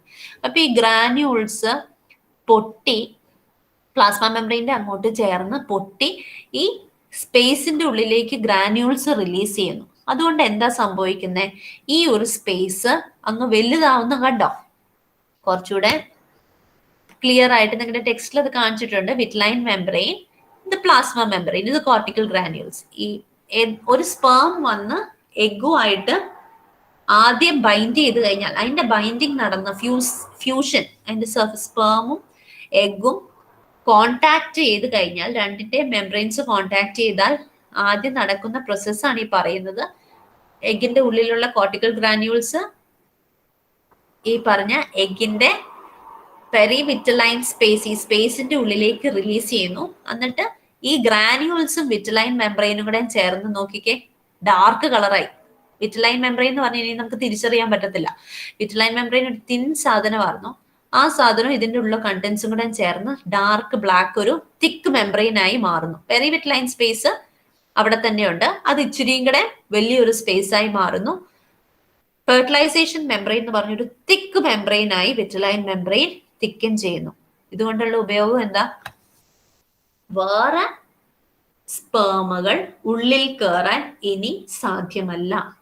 ഓക്കെ, അപ്പൊ പോളിസ്പെർമി പ്രിവെന്റ് ചെയ്യുക എന്നൊരു പരിപാടി കൂടി ഇതുമൂലം നടക്കുന്നുണ്ട്. ഓക്കെ, വേറെ സ്പേംസിന് ഇനി ഉള്ളിൽ കയറാൻ പോസിബിലിറ്റി ഇല്ല. അതുകൊണ്ടാണ് ആദ്യം ഉള്ളിൽ കയറുന്നവനെ ചാൻസ് ഉള്ളൂ. ഓക്കെ, കുറെ സ്പേംസ് ഇജാക്കുലേറ്റ് ചെയ്ത് ഫീമെയിലിന്റെ ജെനൈറ്റൽ ട്രാക്റ്റിൽ കയറി എത്തുന്നുണ്ട്. കുറെ സ്പേംസ് എഗ്ഗിനെ കണ്ടുപിടിക്കുന്നുണ്ട്. കീമോടാക്സിസ് ഒക്കെ വഴി കുറെ എണ്ണത്തിനെ കണ്ടുപിടിക്കുന്നുണ്ട്. എല്ലാ സംഭവം ശരി, പക്ഷെ ആദ്യം എഗ്ഗിന്റെ സർഫസിൽ പോയി ഹിറ്റ് ചെയ്യുന്ന സ്പേമിന് മാത്രമേ ഉള്ളിലേക്ക് കയറാൻ, ഫർദർ ഉള്ളിലേക്ക് കയറാൻ എൻട്രി ഉള്ളൂ. കാരണം എന്താ, അപ്പത്തേക്കും ഹിറ്റ് ചെയ്ത് കഴിഞ്ഞാൽ അപ്പൊ തന്നെ ഫെർട്ടിലൈസേഷൻ മെംബ്രെയിൻ ഫോം ചെയ്യുന്നു. പിന്നെ വേറൊരു സ്പേമിനും കയറാൻ പറ്റത്തില്ല. മൊത്തം എഗ്ഗിന്റെ ചുറ്റും കട്ടിയുള്ള മെംബ്രെയിൻ ആകുന്നു, തുളച്ചു കയറാൻ പറ്റത്തില്ല. ഇനി എന്ത് അക്രോസോമൽ എൻസൈംസ് റിലീസ് ചെയ്താലും ഉള്ളിൽ കയറാൻ പറ്റത്തില്ല. ആ ഒരു അവസ്ഥയാവും. Okay, so this is a figure depicting that fertilise ചെയ്യുന്ന അവസ്ഥയിൽ എന്ത് സംഭവിക്കുന്നു. ഓക്കെ, അപ്പോൺ ഫെർട്ടിലൈസേഷൻ, അതായത് സ്പേം വന്ന് ഹിറ്റ് ചെയ്യുമ്പോഴത്തേക്കും, ആദ്യം ഹിറ്റ് ചെയ്യുന്ന ആള് നോക്കിക്കേ, അക്രോസോമൽ ട്യൂബ്യൂൾസ് ഒക്കെ ഉള്ളിലേക്ക് കയറ്റി വിടുന്നു. അത് കയറ്റിവിട്ട അപ്പൊ തന്നെ എന്താ സംഭവിക്കുക, തിക്കൻഡ് ആകുന്നു മെംബ്രെയിൻ. ഇനി വേറെ ആർക്കും ഉള്ളിലേക്ക് കയറാൻ പറ്റത്തില്ല, വന്നിടിച്ചു പോകത്തേ ഉള്ളൂ. Did you get that? Okay, cortical reaction and formation of fertilization membrane ആയിരുന്നു നമ്മൾ ഡിസ്കസ് ചെയ്തത്. ആൻഡ് ദ സെക്കൻഡ് ലാസ്റ്റ് എന്താണ്, സ്റ്റെപ്പ് ഇൻ ഫെർട്ടിലൈസേഷൻ. ഇനി ഉള്ളിൽ കയറി ഇല്ലേ, സ്പേമിന്റെ ന്യൂക്ലിയസ്, മൈറ്റോകോൺട്രിയ എന്തിനാ, എനർജിക്ക് വേണ്ടിയാണ്. മൈറ്റോകോൺട്രിയ ഉള്ളിൽ കയറി പോയിട്ടുണ്ട്, ഒരു സെൻട്രിയോളും കയറി പോയിട്ടുണ്ട്. അത് ഓറിയന്റേഷനൊക്കെ സഹായിക്കുന്നതാണ്. ഇപ്പൊ സ്പേം എൻറ്റർ ചെയ്തു, ഫീമെയിലിന്റെ ന്യൂക്ലിയസ് എഗ്ഗിന്റെ ഉള്ളിൽ കിടപ്പുണ്ടല്ലോ. അപ്പൊ ആദ്യം ഒരു വഴി കൂടെ കയറിപ്പോയി, കയറി പോകുമ്പോഴത്തേക്കും ഫീമെയിലിന്റെ ന്യൂക്ലിയസ് ആണ് ഈ കാണിച്ചേക്കുന്നത്. മെയിലിന്റെ സ്പേമിന്റെ ന്യൂക്ലിയസിന്റെ എൻട്രി ആണ് ഈ കാണിച്ചേക്കുന്നത്. ഇങ്ങനെയാ കയറി പോകുന്നത്, ഇങ്ങനെ അങ്ങ് കയറി പോവാണ്. കയറി പോകുന്ന ആ പാത്തിനാണ് പെനിട്രേഷൻ പാത്ത് എന്ന് നമ്മൾ പറയുന്നത്. കയറി പോകുന്ന വഴിക്കാണ് പെനിട്രേഷൻ പാത്ത് എന്ന് പറയുന്നത്. അപ്പൊ അങ്ങനെ കയറി പോകുമ്പോഴാണ് എന്താ സംഭവിക്കുന്നത്, സ്പേം എൻട്രി ഉള്ളിലേക്ക്, എഗ്ഗിന്റെ സൈറ്റോപ്ലാസത്തിന്റെ ഉള്ളിലേക്ക് കയറിയ ഉടനെ ഫീമെയിലിന്റെ ന്യൂക്ലിയസിന് ഒരു ഷിഫ്റ്റ് നടക്കുന്നുണ്ട്. ഓക്കെ, അത് വേറൊരു റീജിയനിലേക്ക് ഷിഫ്റ്റ് ചെയ്ത് നീങ്ങുന്നു. അപ്പൊ എങ്ങോട്ടാണോ ഫീമെയിലിന്റെ പ്രോന്യൂക്ലിയസ് ഷിഫ്റ്റ് ചെയ്ത് നീങ്ങിയത്, ആ ഒരു ഭാഗത്തേക്ക് ഈ സ്പേം അതിന്റെ പാത്ത് തിരിച്ച് ഫീമെയിലിന്റെ ന്യൂക്ലിയസിന്റെ അങ്ങോട്ട് തിരിഞ്ഞു വളഞ്ഞു കയറുന്നു. അതിനെയാണ് ഡൈവേർജന്റ് പാത്ത് അഥവാ കോപ്പുലേഷൻ പാത്ത് എന്ന് പറയുന്നത്. ക്ലിയർ ആയോ? സ്പേം ഏതെങ്കിലും ഒരു വഴിയിലൂടെ കയറുന്നു, അതിനെ പെനിട്രേഷൻ പാത്ത് എന്ന് പറയുന്നു. ആ പെനിട്രേഷൻ പാത്തിൽ നിന്ന് വിട്ട് അത് എവിടെയാണോ ഫീമെയിൽ പ്രോന്യൂക്ലിയസ് ഇരിക്കുന്നത് ആ ഡയറക്ഷനിലേക്ക് വളഞ്ഞു കയറുന്നതിനാണ് കോപ്പുലേഷൻ പാത്ത് അഥവാ ഡൈവേർജന്റ് പാത്ത് എന്ന് നമ്മൾ പറയുന്നത്. ഇനി the last step in fertilisation is amphimixis. ഇങ്ങനെ ഉള്ളിൽ കയറി പറ്റി അല്ലെ, സ്പേമിന്റെ ന്യൂക്ലിയസ് അഥവാ മെയിൽ പ്രോന്യൂക്ലിയസും ഫീമെയിൽ പ്രോന്യൂക്ലിയസും രണ്ടും ഉള്ളിൽ കയറി പറ്റി. നേരത്തെ പുറത്തായിരുന്ന സാധനം, നേരത്തെ സ്പേം പുറത്തായിരുന്നു, ഇതായിരുന്നു egg with all it's covering. ഇപ്പോഴത്തെ അവസ്ഥ എന്താ? 2 ബ്രോന്യൂക്ലിയസ് ഉള്ളിലെത്തി. ഇനി ഇത് രണ്ടിനും ഫ്യൂസ് ചെയ്യുക എന്നൊരൊറ്റ പണി മാത്രമേ ഉള്ളൂ. ഇത് രണ്ടും കൂടെ ഒറ്റ ന്യൂക്ലിയസ് ആയി മാറുക. അതിനാണ് ആംഫിമെക്സിസ് എന്ന് പറയുന്നത്. ഓക്കെ, അങ്ങനെ അതൊരു സൈഗോട്ടായി മാറുന്നു. Now what is its significance? നമ്മൾ നേരത്തെ കഴിഞ്ഞ ക്ലാസ്സിൽ പറഞ്ഞ ഗമീറ്റ്സിന്റെ ഫോർമേഷന്റെ സിഗ്നിഫിക്കൻസിന് സിമിലർ ആയിട്ടുള്ള സിഗ്നിഫിക്കൻസ് തന്നെയാണ്. എന്താണ്? സ്പീഷീസ് നമ്പർ അല്ലെങ്കിൽ ഡിപ്ലോയിഡ് നമ്പർ മെയിൻറ്റെയിൻ ചെയ്യാനായിട്ട് ഫെർട്ടിലൈസേഷൻ എന്ന പ്രോസസ് സഹായിക്കുന്നുണ്ട്. ജനറ്റിക് വേരിയേഷൻ പ്രൊഡ്യൂസ് ചെയ്യാൻ ഫെർട്ടിലൈസേഷൻ സഹായിക്കുന്നുണ്ട്. പിന്നെ ഫെർട്ടിലൈസേഷൻ എന്ന പ്രോസസ് നടക്കുന്നതുകൊണ്ടാണ് എഗ്ഗിന് ആക്ടിവേഷൻ നടക്കുകയും ഡെവലപ്മെന്റ് എഗ് ആക്ടിവേറ്റഡ് ആകുന്നതുകൊണ്ടാണ് ഈ സൈഗോട്ട് ഉണ്ടായി കഴിഞ്ഞാലും ഈ എഗ്ഗിന്റെ ഉള്ളിലാണ് ബാക്കി ഡിവിഷൻസ് ഒക്കെ നടക്കുന്നത്. എഗ്ഗിന്റെ ആക്ടിവേഷൻ നടക്കുന്നതുകൊണ്ടാണ് ഫർദർ ഡെവലപ്മെന്റ് പോസിബിൾ ആവുന്നത്. ഇതൊക്കെയാണ് ഇതിന്റെ സിഗ്നിഫിക്കൻസ്. Hope you understood. ഏതെങ്കിലും ഭാഗം ഡൗട്ട് ഉണ്ടെങ്കിൽ you can discuss right now. You can post your questions അല്ലെങ്കിൽ you can ask your questions. Message cover ചെയ്യാൻ ഉദ്ദേശിച്ച പോർഷൻസ് കഴിഞ്ഞിട്ടുണ്ട്. ഇന്ന് ക്ലാസ് എടുക്കാൻ ഉദ്ദേശിച്ച ഭാഗങ്ങൾ കഴിഞ്ഞിട്ടുണ്ട്. You can post your questions if you have any.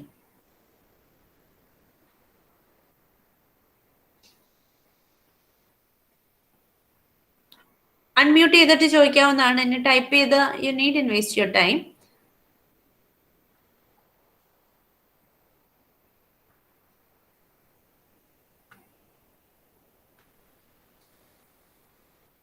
Twins ഉണ്ടാകുന്നതിനെ കുറിച്ച് I will discuss it. Developments നമുക്ക് കുറച്ചുകൂടെ ഡീറ്റെയിൽ ആയിട്ട് കയറാനുണ്ട്. അതിൽ ക്ലിയർ ആയിട്ട് പറഞ്ഞു തരാം. അപ്പോൾ പോരെ? അത് do we need to discuss it now? ഇച്ചിരി കൂടെയും ഡീറ്റെയിൽസ് ആവശ്യമാണ്.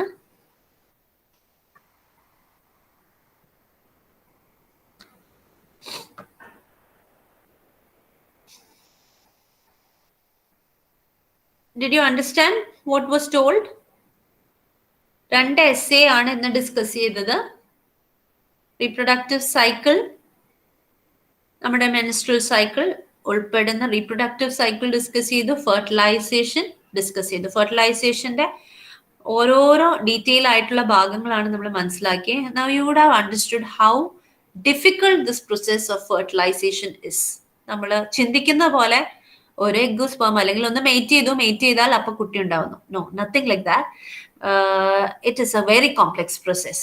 അതിന് സീക്വൻസ് ആയിട്ട് ഈ പറഞ്ഞ ഓരോരോ സ്റ്റെപ്പും അത് അതിൻ്റെതായ റൈറ്റ് സീക്വൻസിൽ നടന്നാൽ മാത്രമാണ് കുട്ടി ഉണ്ടാവത്തുള്ളൂ.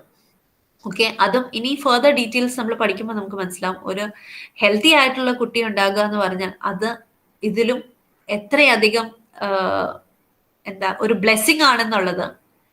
Means all these things have to fall in place, but most often we don't realize that. ഇതെല്ലാം അങ്ങനെ നടക്കുന്നതല്ലേ, we take it for granted, but it's not so. നമ്മൾ എത്രമാത്രം പ്രിവിലേജ്ഡ് ആണ്, എത്രമാത്രം ബ്ലെസ്ഡ് ആണ് ടു ബി ഹെൽത്തി, യുണീക്ക് എന്നുള്ള കാര്യങ്ങളൊക്കെ നമ്മൾ ഈ പറഞ്ഞ ഫിസിയോളജി, ഡെവലപ്മെന്റ് ബയോളജി ഒക്കെ പഠിക്കുമ്പോൾ നമുക്ക് കൃത്യമായിട്ട് മനസ്സിലാക്കും. നമുക്ക് നമ്മളെ തന്നെ അപ്രിഷിയേറ്റ് ചെയ്യാനായിട്ട് ഒരു അവസരമാണ് ബയോളജി പഠിക്കുന്നതിലൂടെ നമുക്ക് കിട്ടുന്നത്. Okay, if you have no more doubts maybe we can wind up. മറ്റേ ലിങ്ക് നിങ്ങൾക്ക് കിട്ടിയെന്ന് ഞാൻ വിചാരിച്ച, മേ ബി ഞാൻ റോങ് ലിങ്ക് ആയിരിക്കും ഇട്ടേ, ഞാനത് തുറന്ന് നോക്കിയില്ലായിരുന്നു. ഓക്കെ, ഐ വിൽ അപ്ഡേറ്റ് ഇറ്റ്. ഇതിന്റെ ലിങ്കും ഞാൻ shortly I will give in.